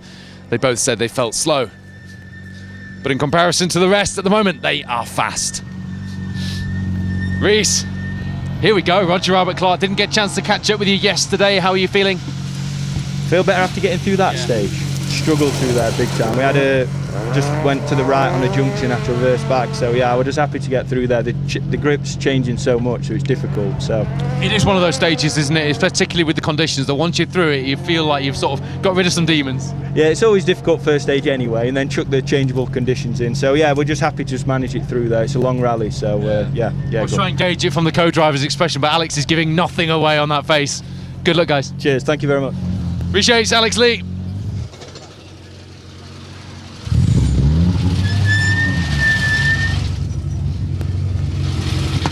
Greg, the start of an epic adventure. How has it started?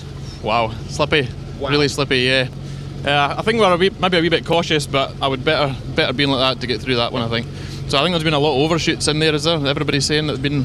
Not many? No, I've just seen some wild marks. Maybe they're just not telling me. Aye, maybe. There's certainly some interesting lines there anyway, so... Yeah, good. Happy he's through the first one in the Den Motorsport car?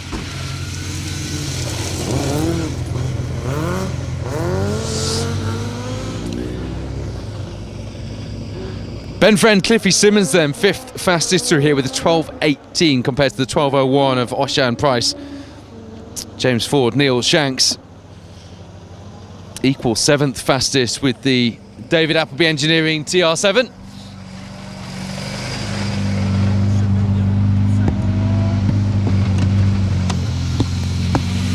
Now, you are fully warmed up for this and we are expecting big things. I don't want to pile the pressure on too early, but how was that? No, it's good. It's always going to be difficult because these stages are similar to last time we ran and we didn't do it, so it's always going to be difficult, but what a fantastic stage.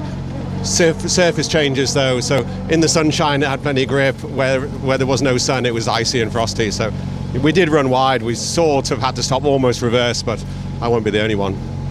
First one down, David Henderson, Chris Lees in that Wales Motorsport car. We have seen them have some incredibly good results switching from that Rally 2 Fiesta into the historic Escort, which seemed like a strange move initially. It completely makes sense now I look back on that. Adrian, you happy? Very, very slippy. A couple of squares and stuff there you caught out very easy at, you know. Slippier than you thought it might be? I did, I thought we'd have a wee bit more grip than that. But then there's other places there's good grip, you know. Yeah. What was the time? 12:49. What's that like? What did David do? What did who do? David there. He hasn't come through. I'm struggling with the results actually. No, David didn't come through. He's come through. Time hasn't come through yet. We are struggling with the times. It'll put you top 10, just outside. That's good enough. Good. Yeah. All Good start. Thank you. Oh, look at this. It's the most glorious looking thing. Things I realised I should have wondered more in my life, such as what does a 306 Maxi look like on gravel? How does it look like from the inside? Never mind how it looks like. What a thing to hold on to. I am wrote off like. Wow.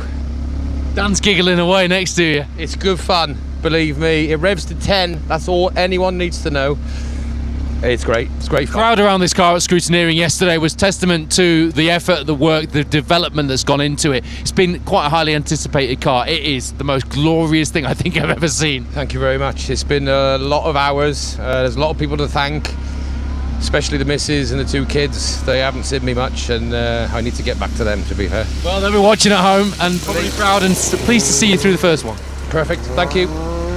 Didn't really get round to asking Neil there how the first one had gone, but he seemed happy enough, didn't he? And it was quite a thing to hang on to. First car making it into the Cefn stage now as well then, so you're going to see action from our drone team of Martin McCormack and Barney Mitchell through that second stage. Bit of a short blast compared to this first stage, as you will be aware, no doubt. Just a 3.09 miles stage, that second Cefn stage, and then they head out to service at Pembrey before the 2 Pembrey stages, the Di Roberts Pembrey 1 and Di Roberts Pembrey 2 at the race circuit, before heading back here to the Forests this afternoon. And you'll be able to catch live coverage with Phil Brammill this afternoon of Crychan 2 coming your way at about 3:15 this afternoon. Meanwhile, we'll be working in the studio ready for the first of our rally report shows this evening. Tom Walster is through Kachow in his, I'm going to say that a few times this week, in his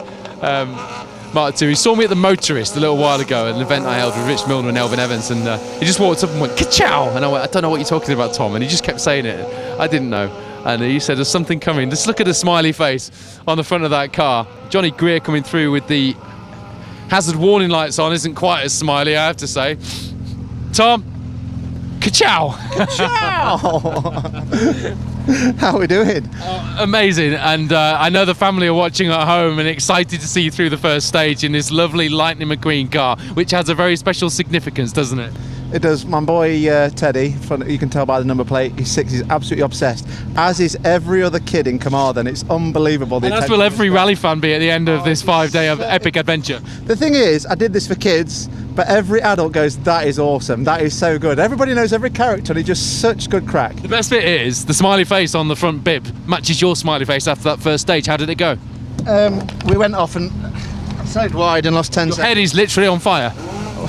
And that's only 10 miles. But yeah, we slid off and lost a bit of time. We just caught Johnny on the last couple hundred yards there after going off. So mega fun. I know it's not fast, but I've always had this thing. When I see a spectator, I have to just give it a bit more. I do that as well, but I'm nowhere near as quick as you. Good luck. Thanks, Paul.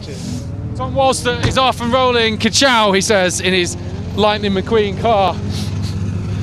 This is one of the cars we've all been delighted to see on the entry and excited to see in action. Didn't go quite to plan through there, Johnny? No, we lost boost about halfway through the stage, so we had to drive with no turbo. So we've no management between these two stages, so I'm going to have to go and look and see if we can fix it ourselves. So thanks for stopping to talk to us. Johnny Greer, Kirsty Riddick lost boost in the stage. There's nothing better than having that and say, just taking 10 seconds just to speak to the TV crew so we can keep you guys up to date. Big thank you for that. The Viking Motorsport car here now. Viking sponsoring the live coverage and running Rob Goff this weekend. I'm all right. The question is, how are you after that first stage? Yeah, it was a bit slippy. We spun on a corner and just spun a little bit wide, but it was okay. It was fine. We kept it clean and tidy and neat, so it was all right. It's the first stage, so a long way to go. A long way. We're going to be saying that a few times, aren't we? Yeah, probably. Yeah, but the sun's nice, and what more better weather can we have, really? Good to be in the Viking Motorsport crew. Yeah, good. Yeah. Familiar faces in there, really. So yeah, it's all good. Happy, quietly confident, and just relieved, I think, to get through the first one. Rob Goff, Jack Bowen.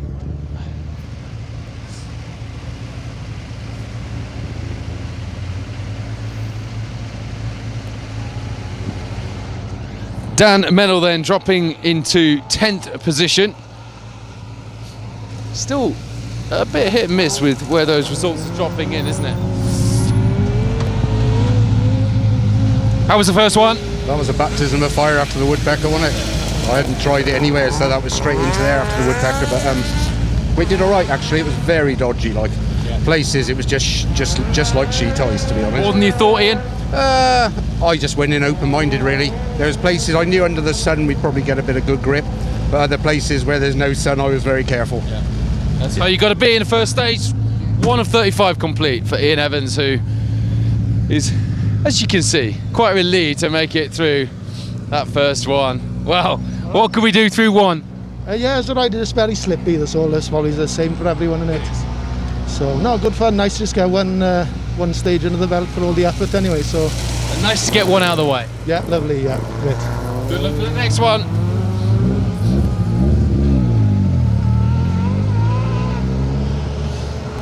Diffrick James Elliott Jones from Newcastle Emlyn there.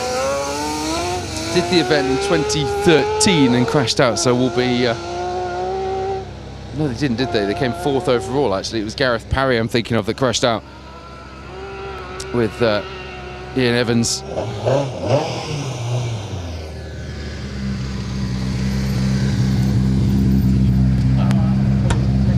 Speaking of whom, right, you guys have got some demons to bury this year. Yeah, we just go, I don't know, yeah, probably we have. Come back and just try and finish it. Yeah. How was the first one? Slippery. The helmet doesn't, he can't hear my helmet and when I ask for something. So, yeah, but... It's the right way around, but it's still not ideal. Yeah, still not ideal, but yes, it's okay. Gone through the first one. Next one for Ewan into Kevin.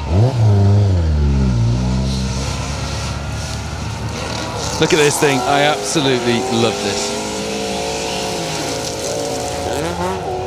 Adam Milner, who has always gone well in the Escort, took a top 10, 8th overall, wasn't it, in 2021. Can't tell you how excited I am to see you out in this. It looks ace. Cheers, yeah, I loved that stage. It was awesome. Been icy, just sideways, lock to lock on every corner pretty much.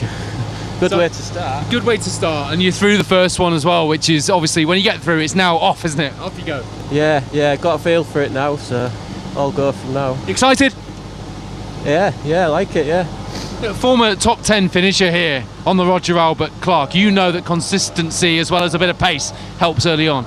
Yeah, and a good feel for grip as well helps a lot, because the grip changes so much in these stages. Some bits are gravelly and quite grippy, and then some just like sheet ice. Yeah. So you've got to be careful. Well, sounds like you were careful enough. How good does the Ralloy livery look on that cadet for Adam Milner?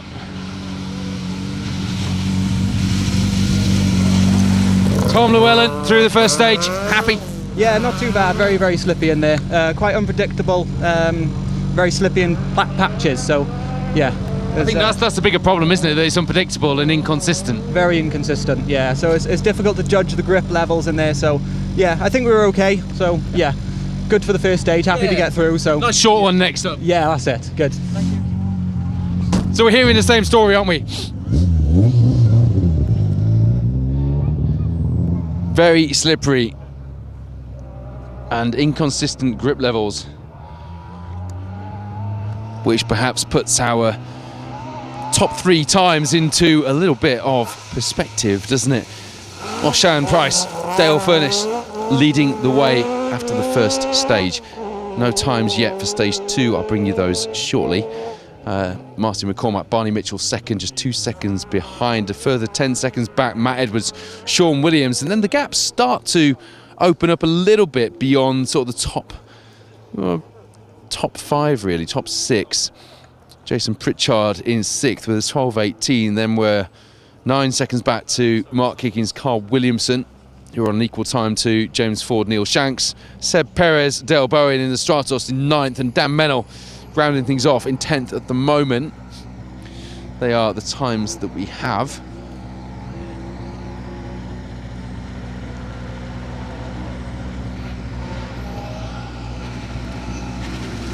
The cars into, as you will see on the coverage, the second stage, the Cefn stage, before they head to Pembrey. Paul, what can we do through 1? That was fucking horrible, excuse the language. Ice good all the way. Steady away, it's a long rally now. It is, isn't it? Yeah. Happy to get the first one done? Yeah, done, yeah. Done. Look at that, ticked it off. Paul Thompson, Josh Davison in the Snowden Motorsport Mark II. And you'll have seen that spin for car 34. Rudy, happy? Yeah, very. Yeah, good morning. Yeah, it's great. Good. 10-mile opening stage, we don't get that very often, do we? Lovely jubbly, isn't it? You know, I mean, I always say that stage there's like, you know, if Carlsberg made stages, you know. It's meant to be an easy run in to the rally this day, but with the weather as it is, it's a bit changeable. Yeah, I'm sure everybody told you the same thing. Very, you know, the grip, you know, you could see it where the sunlight was, you had a bit. Where there wasn't any, you had none. So, yeah, but fun. Rudy's enjoying himself in there, isn't he? John Connor alongside for the Roger Albert Clark. So it was Ben Smith, Stephen Smith then in the 911, wasn't it? Having a bit of spin on the stage there. Oh, that's a big old lump at the rear of that Porsche as well. So, a bit of a handful to be hanging on to it. Sasha Kaka, James Aldridge here in the Mark II. Bring you some times for the second stage in just a minute. One epic adventure underway now, Sasha. How are you approaching it? Yeah, well, apparently not cautiously enough. We definitely slid off then, but yeah, I mean, what an awesome 5 days coming up. So very excited to be here. Tricky in there. Yeah, I'm sure everyone said the same thing. Yeah. Let's get the first one done. Yeah, great. Yeah, great. See you later. Cefn. Watch out for the drone shots in the second stage. These cars are now heading straight on. As Sasha just struggles to get the car fired back up there, but you can see the radiator blanks on the front of some of the cars. Just keeping the heat in the car on these early cold stages. They'll come off later on, but part of the game, running the car optimum. How are you feeling after one? I'm not sure really. I haven't had time to gather my thoughts. I have no idea really. You threw it? Yeah, we're through it. That's it. That was the objective. Get. I won't say get the, finish the full rally because we're trying to give it a go, but just don't go out on the first stage. See somebody's off in there, and I just think that's no Blue Nova, I think. Yeah, but it's so treacherous, like between the ice and the bits that have got mud pulled onto them, and just again, it's a long rally, isn't it? It is a long rally, yeah.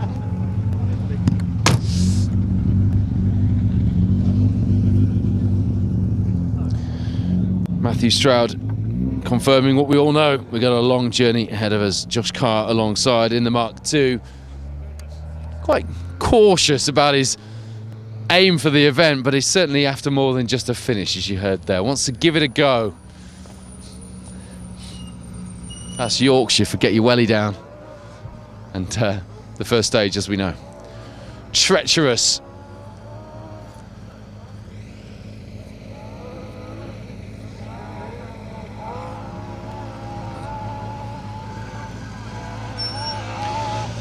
Stefan Stoof then with Paul McCann alongside won the rally in a very snowy 2010. I half wondered if you were hoping for snowy conditions again, Stefan. No, not at all. No. Terrible stage, very slippery. I prefer to have a proper gravel rally. I did a good result in the snow, but I don't like it.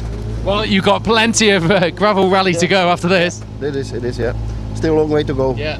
Happy enough though? You through? Yeah, happy. Just did a small spin and lost a few seconds, but for the rest, happy.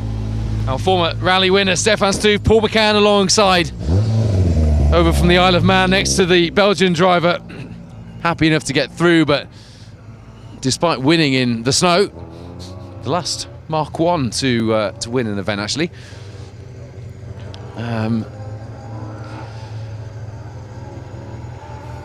Doesn't want the snow again despite that. He's quite happy with it being a bit more grippy out there.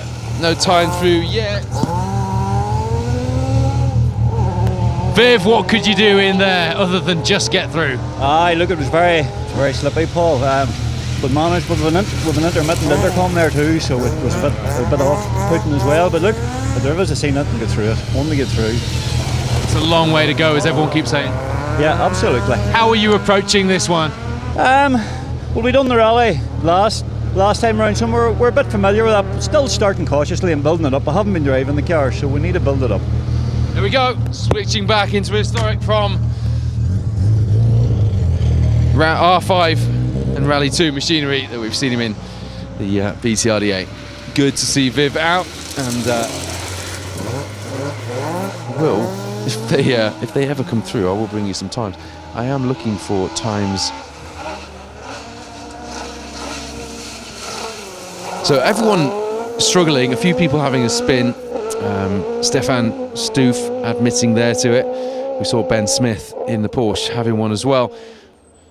Be interesting to see how Kev Proctor and Joshua Beer get on in that Sierra Sapphire Cosworth, the four-wheel drive historic car, the Group A spec car, which he put into a ditch. He rolled it in 2023, and he's the first to admit the car wasn't really ready. It wasn't by any stretch a finished article. He brought it out a bit too soon, wasn't used to it, switched back from the Fiesta S2000 turbo car into this fantastic looking Sierra. But this time, seemed quite confident that it was a little bit more what it needed to be. I suppose the question will be whether or not that confidence is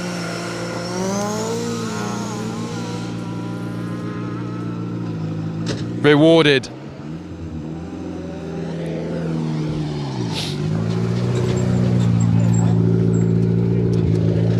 Kev, one of the cars we were all looking forward to seeing. Problem? Broke a shaft. Right, okay. I'm going to leave Kev to get on with that. Broken a shaft on the back of the car, as you can see.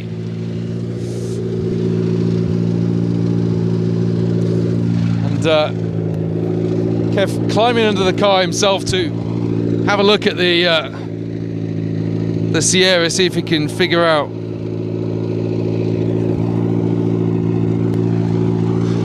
other than that. Good fun, slippy, but just got to keep going, haven't we? The car wasn't ready last time, but it is now. Yeah. Thanks, Kev.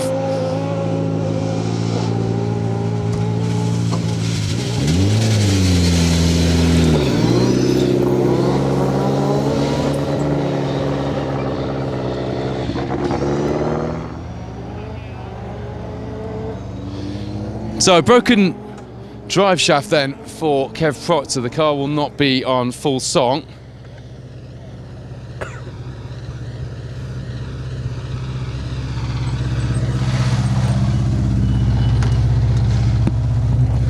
Andy, I know how much you've been looking forward to this one. The preparation has been key. Have you been happy with it? Yeah, I think. We between start and stage here, we've had intercom gone, we've had the kill switch die, and obviously in there is, I'm sure everyone else is saying the same. It's unreal, it's so unpredictable. So with the sun has caught it, it's okay. Under the trees and everywhere else, it's like an ice rink, but we're through it. You're through it, yeah. Baptism of fire and a half, that was. Yeah. It's one epic adventure ready to unfold. And this is only the beginning. Yeah, it's I don't know. It's hard to say how it's all going to unfold. I feel like we've had a lot thrown at us already, and we've barely started. So, yeah, this is a marathon ahead. See the challenge already painted on Andy Davies' face, can't you? In that Wales Motorsport car, he has had a challenging start to his day.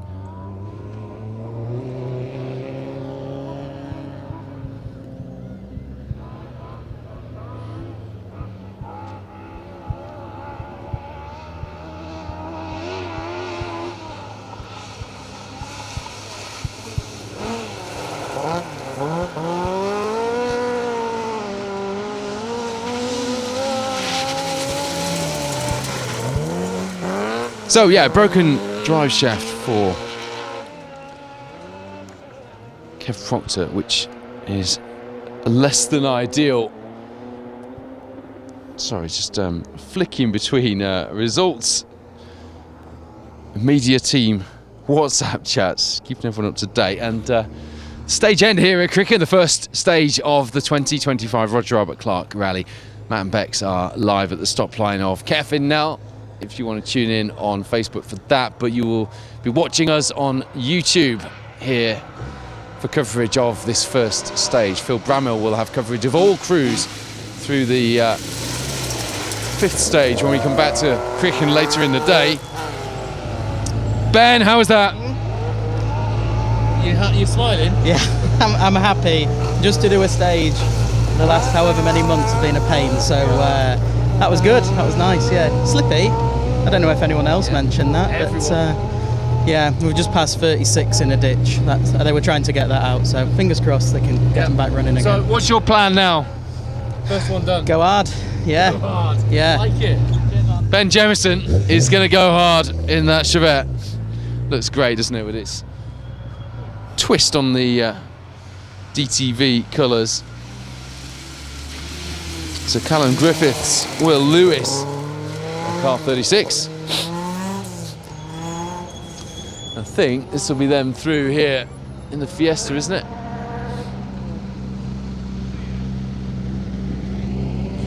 And we've got a car in a ditch on stage 2. No confirmed number just yet. Brian Jardine here Was 19th overall. And second open rally. It's Adam Milner that's gone into the ditch on stage 2 in that Ralloy Opel Kadett, isn't it? That's frustrating. Top 20 last time you did this. How are you feeling after that first one? It was very hard to judge, but very slippy in places, so just took a cautious to get going. Yeah, getting through this first one's important, isn't it? Absolutely, yeah. What's your plan this week? Have you got one? No, just we're out here to try and finish it and enjoy it. Here we go. Thanks, Brian joining us through. Good to see Adam Milner getting back out of that ditch then. You have a bit of an excursion there, Callum. Driver error, terrible. Slippery though, isn't it? Hey? No damage? I don't think so, no, we'll have a look now, but it should be alright. Yeah. Treacherous in there? Oh yeah, well slippy. Are you going to check the car out? Yeah, Callum, a little bit wired and stressed out, having put that car in the ditch. But a bit of spectator power means that he is back out and back on the move as well. John Arwell Evans here with Uric Davies alongside. It's their first time on the Roger Albert Clark in the Arwell's Agri Services. Car looks great. How are the crew feeling after this first stage as Mad Mick pulls in behind? Let's chat to Mick Jones and Jane Nicol in just a moment, doing their 4th Roger Albert Clark, and they have retired on the last 3. Mad Mick Jones, so he will be hoping, one of many crews, just hoping to get a finish here. It is such a marathon. I mean, even doing I know from the rallies I've done, you want to get to the finish, and it feels like a marathon even on a one-day event on a single venue if you're having problems. So to do 5 days and over 300 stage miles, 1,000 road miles in total across 3 different countries and 35 stages, including a stage that is as long as your average rally in itself on the Monday in Kiel. That is some going, and that is what the crews come here to do. But to get to the finish is the top of everybody's list. All right, slight problem here for Arwell. I'm not sure what the issue is, but the marshals, the army of marshals we have here on the Roger Albert Clark, doing a good job in very challenging conditions. I can barely feel my fingers, and these marshals are having to write things on paper and pen, hold pens with their frozen fingers. So fair play. And a lot of the marshals out have been doing the R.A.C rally as long as it's been the Roger Albert, and sometime before that as well. There's a lot of passion in the Orange Army here.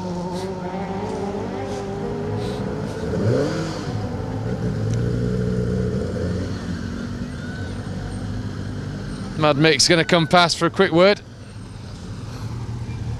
We need a finish this time, don't we, Mick? Well, I don't know, I just need a lot of fun, mate. Just need a lot of fun. That was a lot of fun in there.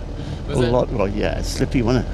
I love the fact that everyone's come through going, oh my God, that was slippy, and you're just like, that was ace. It was absolutely ace. I loved every minute of it. Yeah. Jane's giggling away alongside you. I can see you guys have had a ball in there. Right, on to the next one. Mad Mick Jones and Mad Jane Nicol are off. I love this, absolutely love this. This stole a lot of hearts at scrutineering. I'm pretty much the rally nerd I am because of cars like this, Mark. Much the same, to be fair. I need to learn how to drive them, but no, it's a lot of silly mistakes in there. So slippy under the trees, and I got caught out. I had to get pushed back on by the spectators. So, hey, it's a long way to go, and that was really very much a learning stage. Full Group A? Group A spec, yeah. So yeah, it's great fun. Just a lot of learning to do, but we've got plenty of miles to do it, so can't wait to keep going. You have. There's a long way to go. Mark, great to see you out, and great to see you in this fantastic looking Group A Mark III Astra. This sort of car. My mum bought a Mark III Astra because of my dad and I being into rallying. Because of that works car back in the day. Absolutely fantastic to see. Arnie Radstrom has just pulled in, actually. And I'm just going to have a word with Johnny Milner. Johnny, you told me you were just going to keep us singing, did you? It was singing, but trying to find some gripping. Slippier in places than I thought, but yeah, there's a few people being off, but a clean, tidy run. I see what you mean about the race suit. Look at this. There are bets on in the Johnny Milner team about how long he'll keep that race suit clean. Not even today. Look how good is it to have Johnny out in a proper Group A spec 205 GTI. And we spoke to R.A.C yesterday.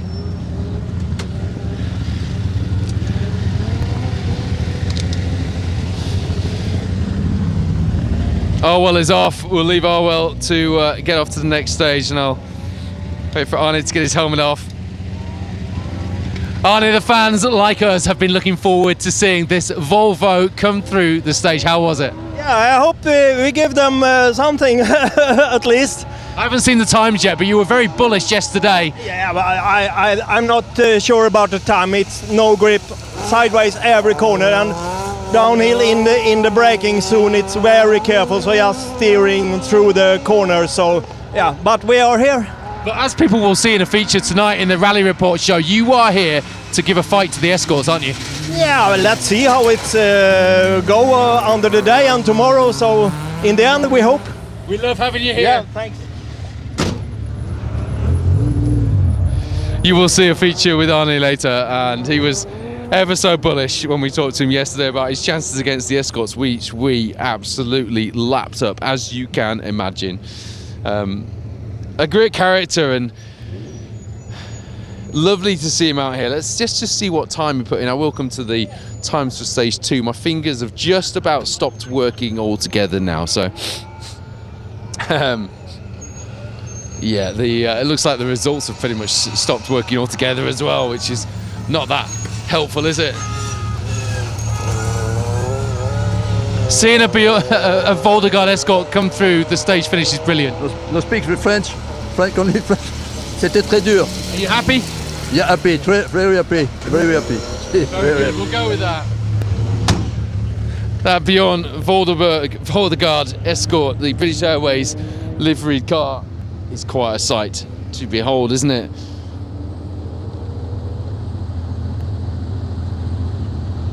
Absolutely fantastic. Cefn Jacques, Piselli Theo, two of our French contingent here on the Roger Albert Clark Rally. See what Ben made of his little excursion in that stage. We'll be joining you in the studio very shortly. We'll leave the stage end here at stage 1 and just concentrate on the action and the times coming through on the leaderboard from the second stage. Just want to get some reaction here from Ben, having spun the car off, as you saw earlier. I didn't see how he went in, so from the angle I'm looking at, the car looks absolutely fine, but that is that's no measure of things, is it? But it's a sight for sore eyes on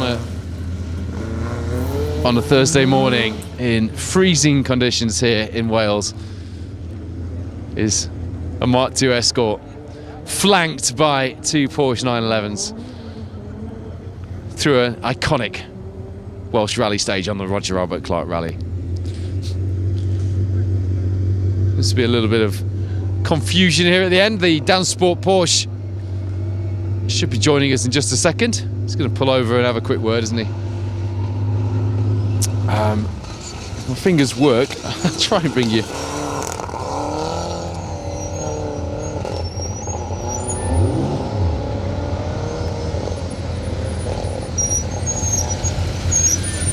So Keprota through stage 2, as you just saw, seems to be going all right for him, despite thinking he'd maybe broken a shaft. Perhaps he hasn't. Ben, interesting stage for you. We saw that. Yeah, no, we just conked out on the brakes and then it just wouldn't start. So, and then it started. So. Did you spin off as well? No, we just went a bit deep. Well, yeah, we had a bit of spin early on, but then into the fifth last corner, it stalled on the brakes and then wouldn't fire back up. So we had to sit there for 10 minutes. But first stage, a bit annoying. Put but you through. Yeah, I'm happy to be through. I didn't think we were going to be. So there we go. Happy to be through. Ben and Stephen Smith. Yeah.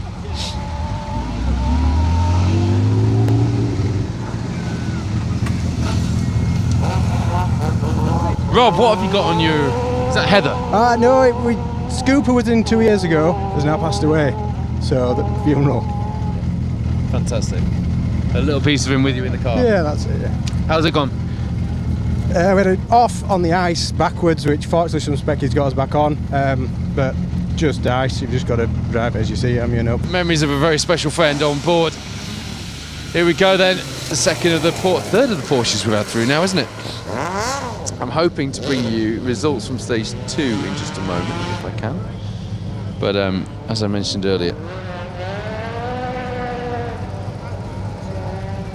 yeah, no times through just yet.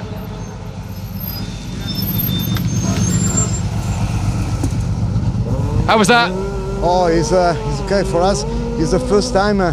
You know, it's a very enjoy. It's not easy drive without my pace note, but it's the characteristic of this rally is okay. It's fantastic. Good stuff. It's great to have you here and through stage 1 as well.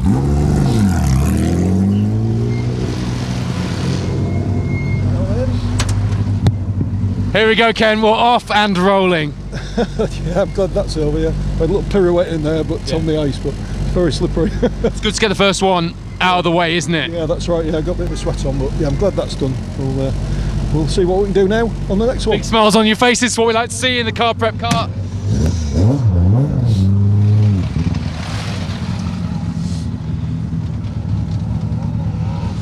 What are we doing there? All good? Yeah, all good, yeah. Very slippery. Yeah. Yeah, throughout the stage. We sort of knew it would be. Yes, yeah. We expected it before we started, so no, all good, yeah. Yeah, just pleased to get the first one out of the way. Yeah, nice to get the first one out of the way, so yeah, we can relax a bit more now. There we go. There's no relaxing really. False sense of security. There's no relaxing on a 5-day epic like this one, is there? We will continue the coverage from the rest of the field here in stage 1 and join you for stage 2 in just a moment. How was that? We went far too fast from what we should have done really with my skill level, but it was so much fun. Oh, awesome. Yeah, big wide corners, icy. Yeah. A lot of fun. Yeah. Anyway, we need to first one out of the way. Sorry? First one out of the way. Yeah, we need to calm down now. I don't think you're going to do that. Ula's gigging away next to you. I don't think you can do that. There's no calming down going on in there.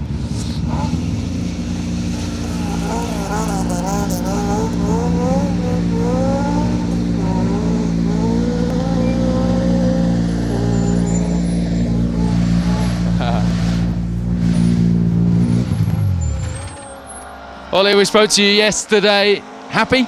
Yes, big smile. Oh, it was so slippery. It was that I come for. Just that. That's why we love seeing these cars out.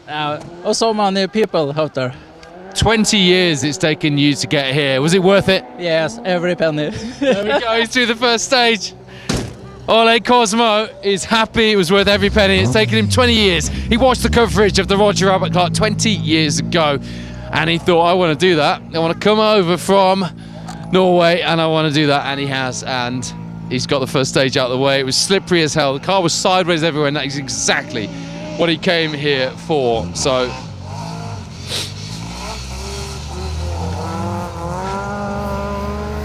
pretty cool, huh? Wherever you're watching from, wherever in the world, whatever you're doing, if you're at work, if you're at school, only watch the coverage if you're allowed. Don't get in trouble on my account. Wherever you're watching from, it's great to have you with us. Jeremy, first one done. Oh my word, what a frightener that was with that ice. Different. It's waking you up in it. That definitely has done that. What a shock. Nice one, yeah, very good. If it's going to be like that, it's going to be fun. It's going to be a fun 5 days. He's going to be working hard in that Datsun. Jeremy Easton. Gonna just hop into the studio and join you on the coverage from stage 2. We're going to keep this stream going as long as we can. We do have we've got a bit of a tight schedule, haven't we, producer Wayne? We've got to jump up and get ready for the rally show this evening, so we've got some work to do on that. So we're not going to be with you for every single crew through both stages here, but Phil Brammill and the team in our second special stage team this afternoon at 3:15 for Crychan and Cefn will be putting in what we call the graveyard shift. It'll be freezing cold this afternoon and getting dark for them as well. They will be bringing you every single crew through the entry, which is something we aim to do as a live broadcast team as often as we can over the next 5 days. Some point driving going on in that stage. I'll gather my bearings and hopefully we'll bring you some results. That'd be good, wouldn't it? David Hutchinson was having a lot of fun there, wasn't he?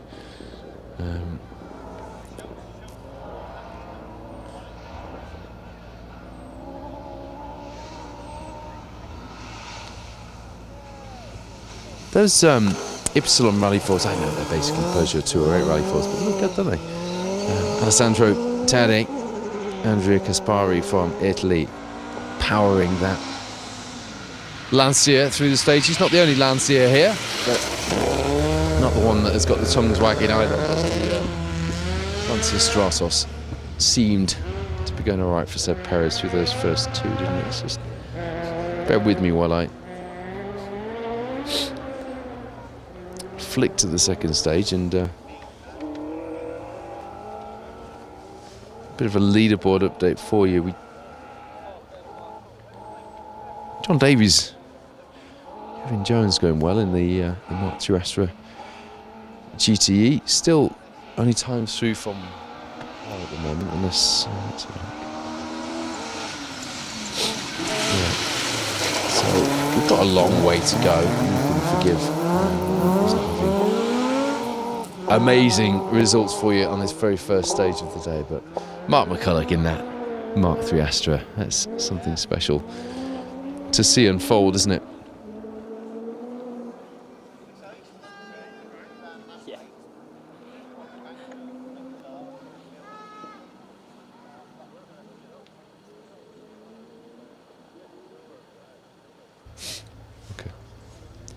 After a 32.6 mile day today in these Welsh stages, tomorrow we over double that.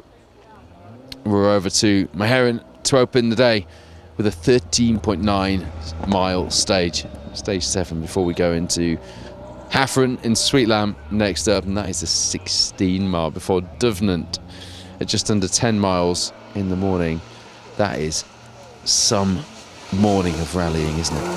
And then a slight change in the afternoon. The CMC Media Cummins Gowan stage, just over 4 miles long, to kick off the afternoon festivities tomorrow, before heading back into Hafren in Sweetlam and Dyfnant to finish the day before the cars end back up at Welshpool.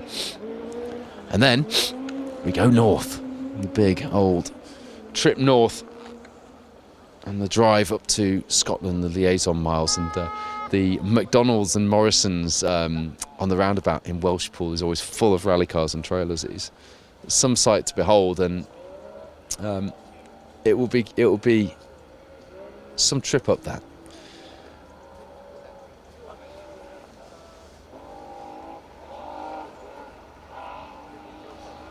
Some lovely shots here. Arne Radstrom is absolutely throwing that Volvo around, isn't he? It's just such an awesome car, but seeing the enthusiasm of our overseas crews is something very special as well, isn't it?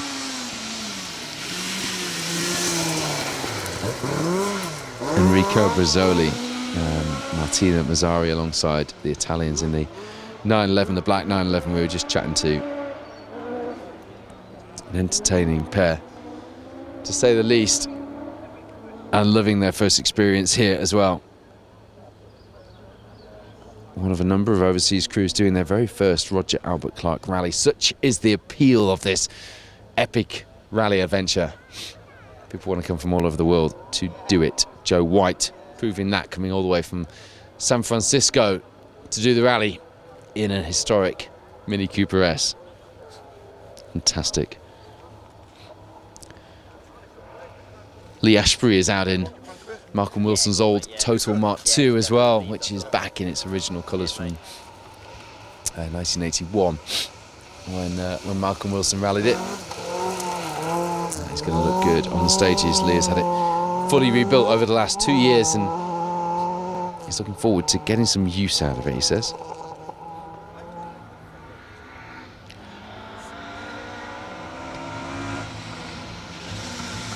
I know a lot of you are looking forward to and talking about the rally report shows. Those programmes coming your way at 9 p.m. every night of the rally, starting tonight. First retro outfit ready and waiting. We have the studio backdrop throwing you back to, well, actually we're using graphics from the 90s this time, aren't we, Producer Wayne? What year is the graphic package based on, inspired by this year? 92, which matches some of the cars out there on the stages this year as we sort of move into this evolution era of the historics with the Group A four-wheel drive cars. We saw Kev Proctor through. Thought we had a drive shaft broken, didn't it, in Sarah Cosworth, but still seems to be going okay. Sadly, we haven't got Matthew Robinson out. He's swapped his Subaru Legacy, which he had an issue with, for a Peugeot 208.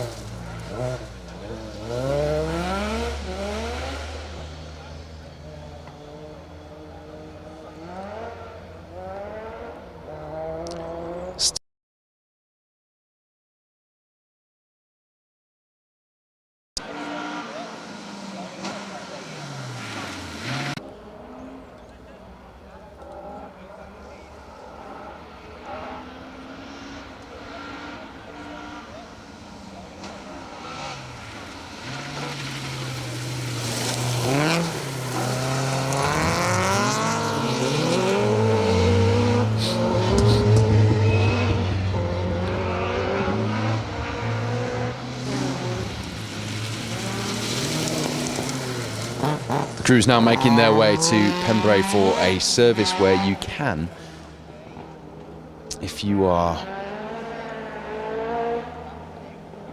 spectating, you're out on the road this weekend, you can join in and spectate at Pembrey. And the Mark Dickinson from the Roger Albert Clark Rally Club just wanted me to let you know that the merchandise is selling like hot cakes at the moment, and if you do want your Roger Albert Clark rally gear, you can get it from Pembrey. You can get it from Sweetland, where they'll be from Saturday. No, sorry, they'll be in Sweetland tomorrow. Apologies. And then they will be in Carlisle from Saturday through till Monday. As you see the Italian pair in that Porsche, Enrico Brazzoli throwing that Porsche around.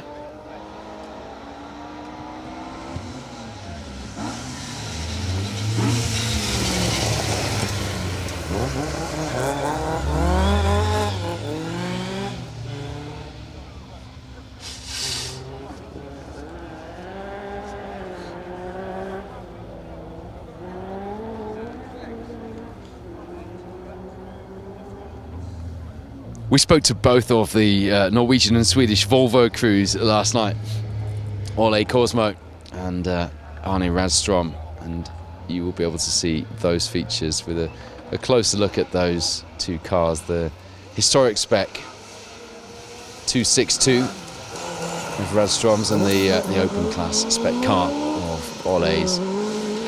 We also took a closer look at not just rally cars that capture our imagination as rally nerds. We took a closer look at the service barge that David Appleby Engineering have had built specially for this event, and it is some work of art, let me tell you. And we take a look around that with David Appleby on tonight's programme, so that's what you've got to look forward to. We'll also bring you a roundup of action from day one on the stages. We'll bring you a look at the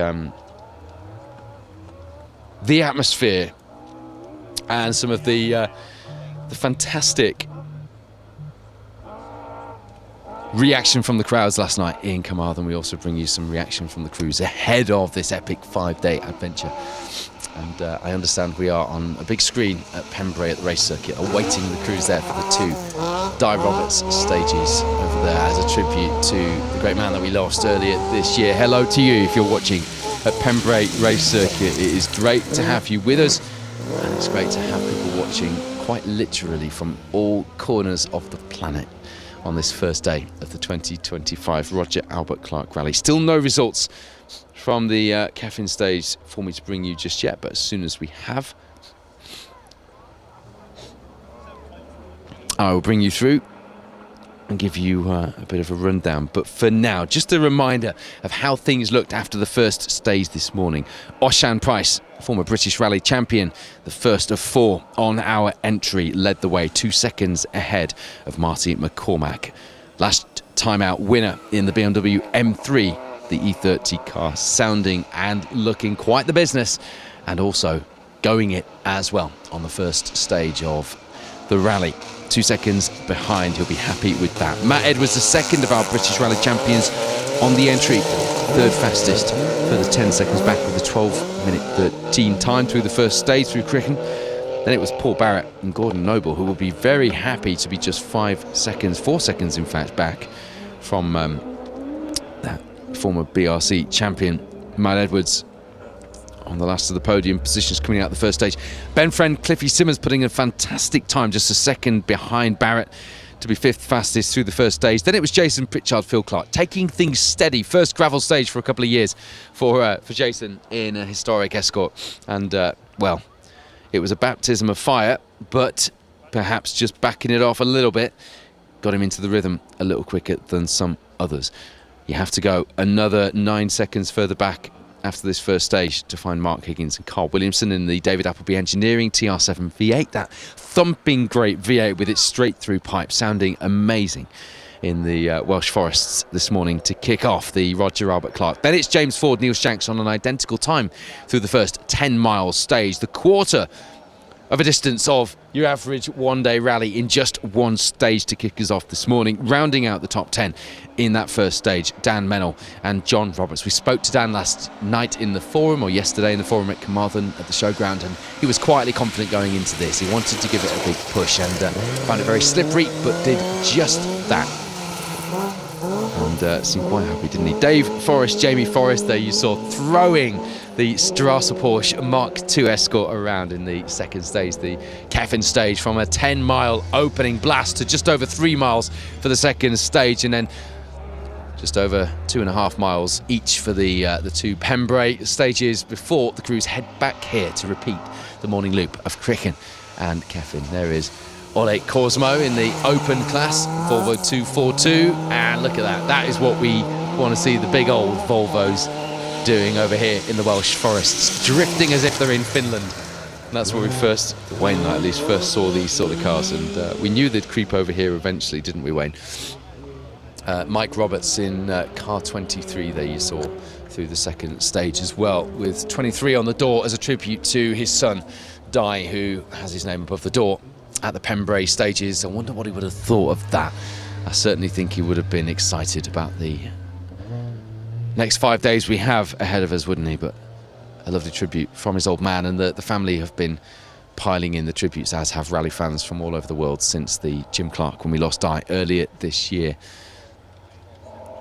Jeremy Easton in that Datsun putting on a show. Worked hard through that first stage, and you can see there pushing on, isn't he, through the second stage. No times to bring you, as I mentioned. Jeremy with Mike Reynolds alongside in the 240Z is doing his 12th Roger Albert Clark. Best result was a second overall in 2009, and he was first in class in a Mark I Escort RS 1600. I, for one, I'm delighted to see him back in a Datsun, aren't you, Wayne? Yeah, we like a bit of variety, and I'll tell you what, if variety is why you came, then you came to the right place, because the Roger Albert Clark is full of it. Variety, international crews, over 190 of them. Over 3 countries, 5 days, 35 stages, over 300 miles and 1,000 road miles. The Roger Albert Clark is a unique challenge indeed, and one that we've been looking forward to bringing you for a long time. Nathan Bolton, Phil Kenny, going well, doing their first Roger Albert Clark.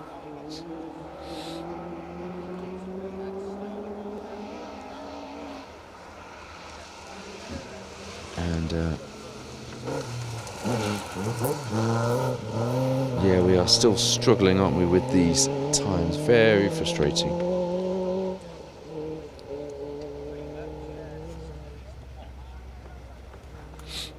But I do have a timesheet that has been sent to me by Craig Smith. Thank you for that.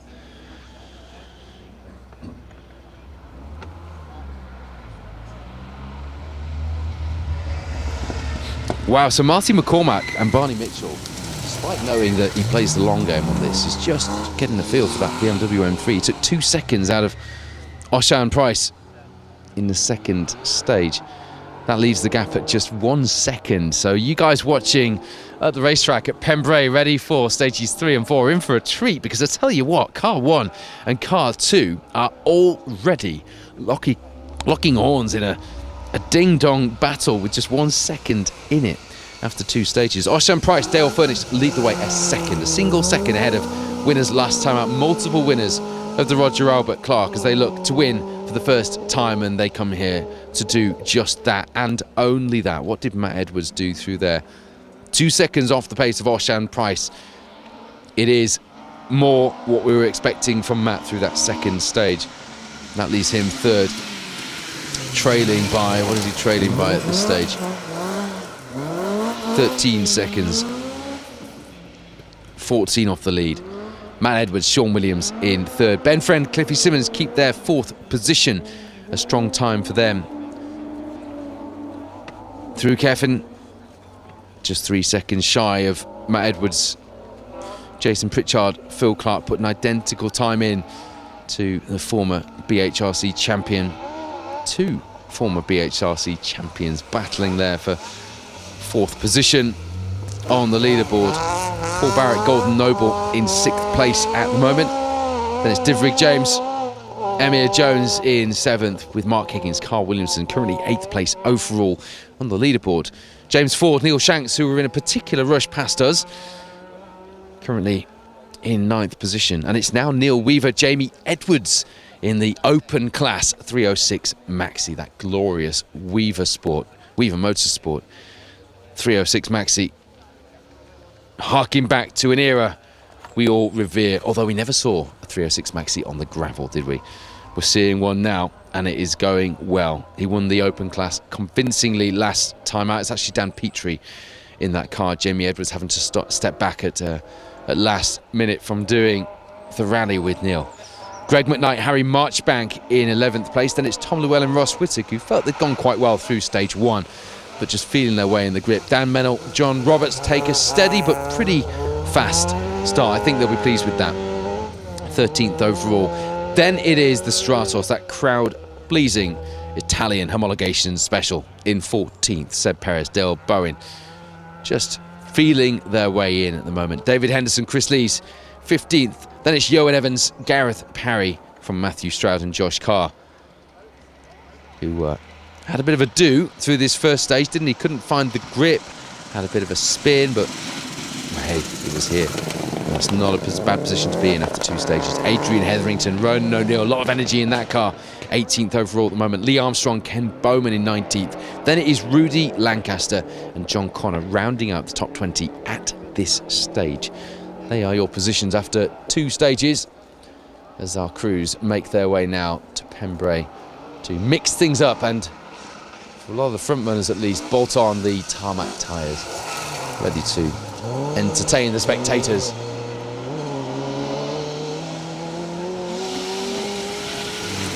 Talking of entertaining the spectators, Sean Bolt throwing the Escort around there, as is Dan Jones, the Wrexham driver in the yellow car.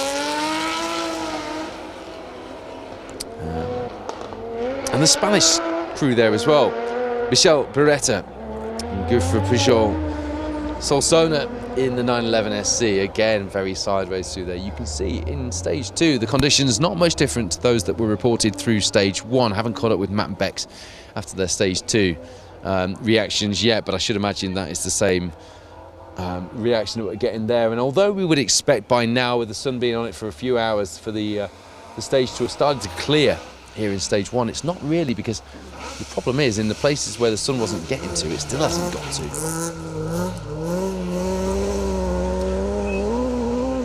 Daniel Alonso Villaro, another of our Spanish contingent, with Alejandro Lopez alongside in the Mark II there, the Melvin Evans car. Results after stage 2 then.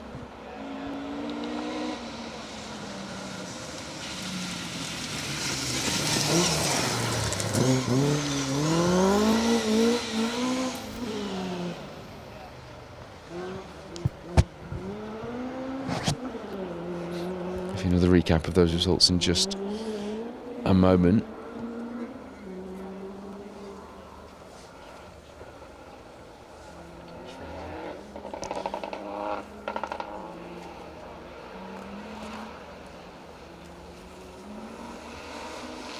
Don't forget, if you are out spectating this week at any of the legs, I would dearly like to see all of the information you use on the social media and on the website.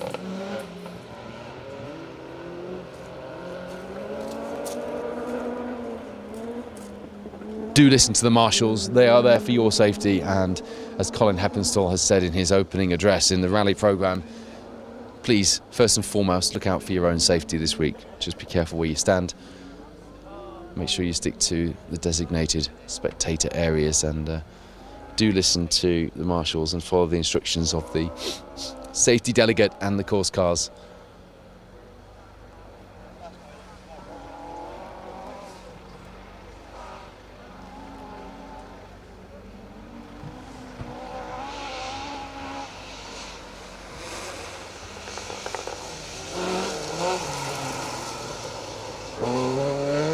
I'll show you the fantastic drone shots that we have from this second stage. It's really quite a sight to behold. The guys at Eastwood Drones, Chris and Ben, giving you a real view of things. Gives you some perspective, that, doesn't it? You wouldn't think it was so frosty down there from up high where that drone is, would you? But it is. It is not quite as hospitable as it looks from up there, that is for sure.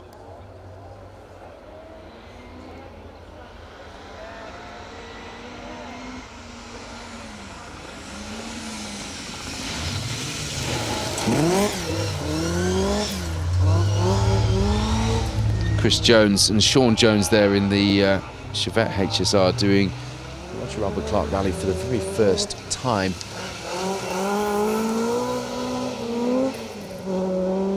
And there is Lee Ashbury with Ian Jones alongside. In the rally twice before, just outside the top 20 and 22nd overall, having super rallied and got back into the event in 2019, 6 years ago, and now he's driving the X-Works Malcolm Wilson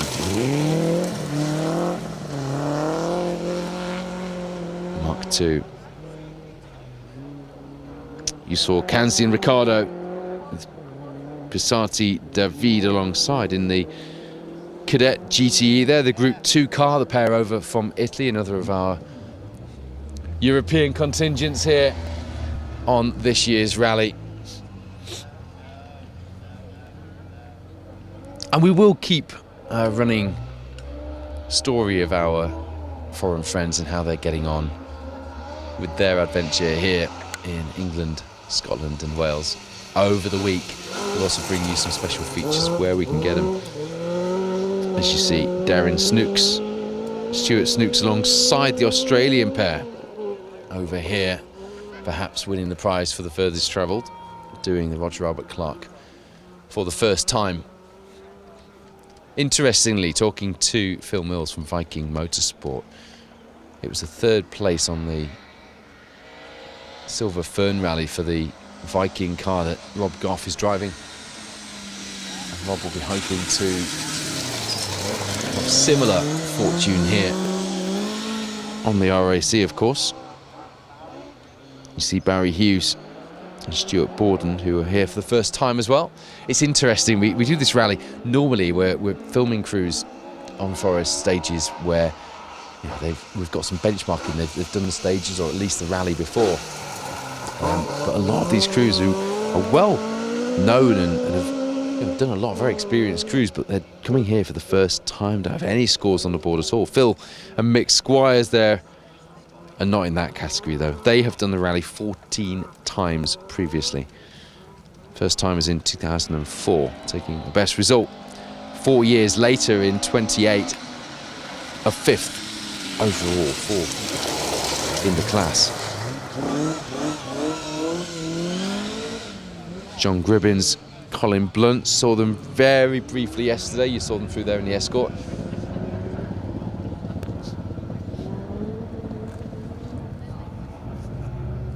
Also doing this rally for the first time. If you're just tuning in, this is live coverage of stage 1 and stage 2. Crychan and Cefn in that order of the Roger Albert Clark Rally.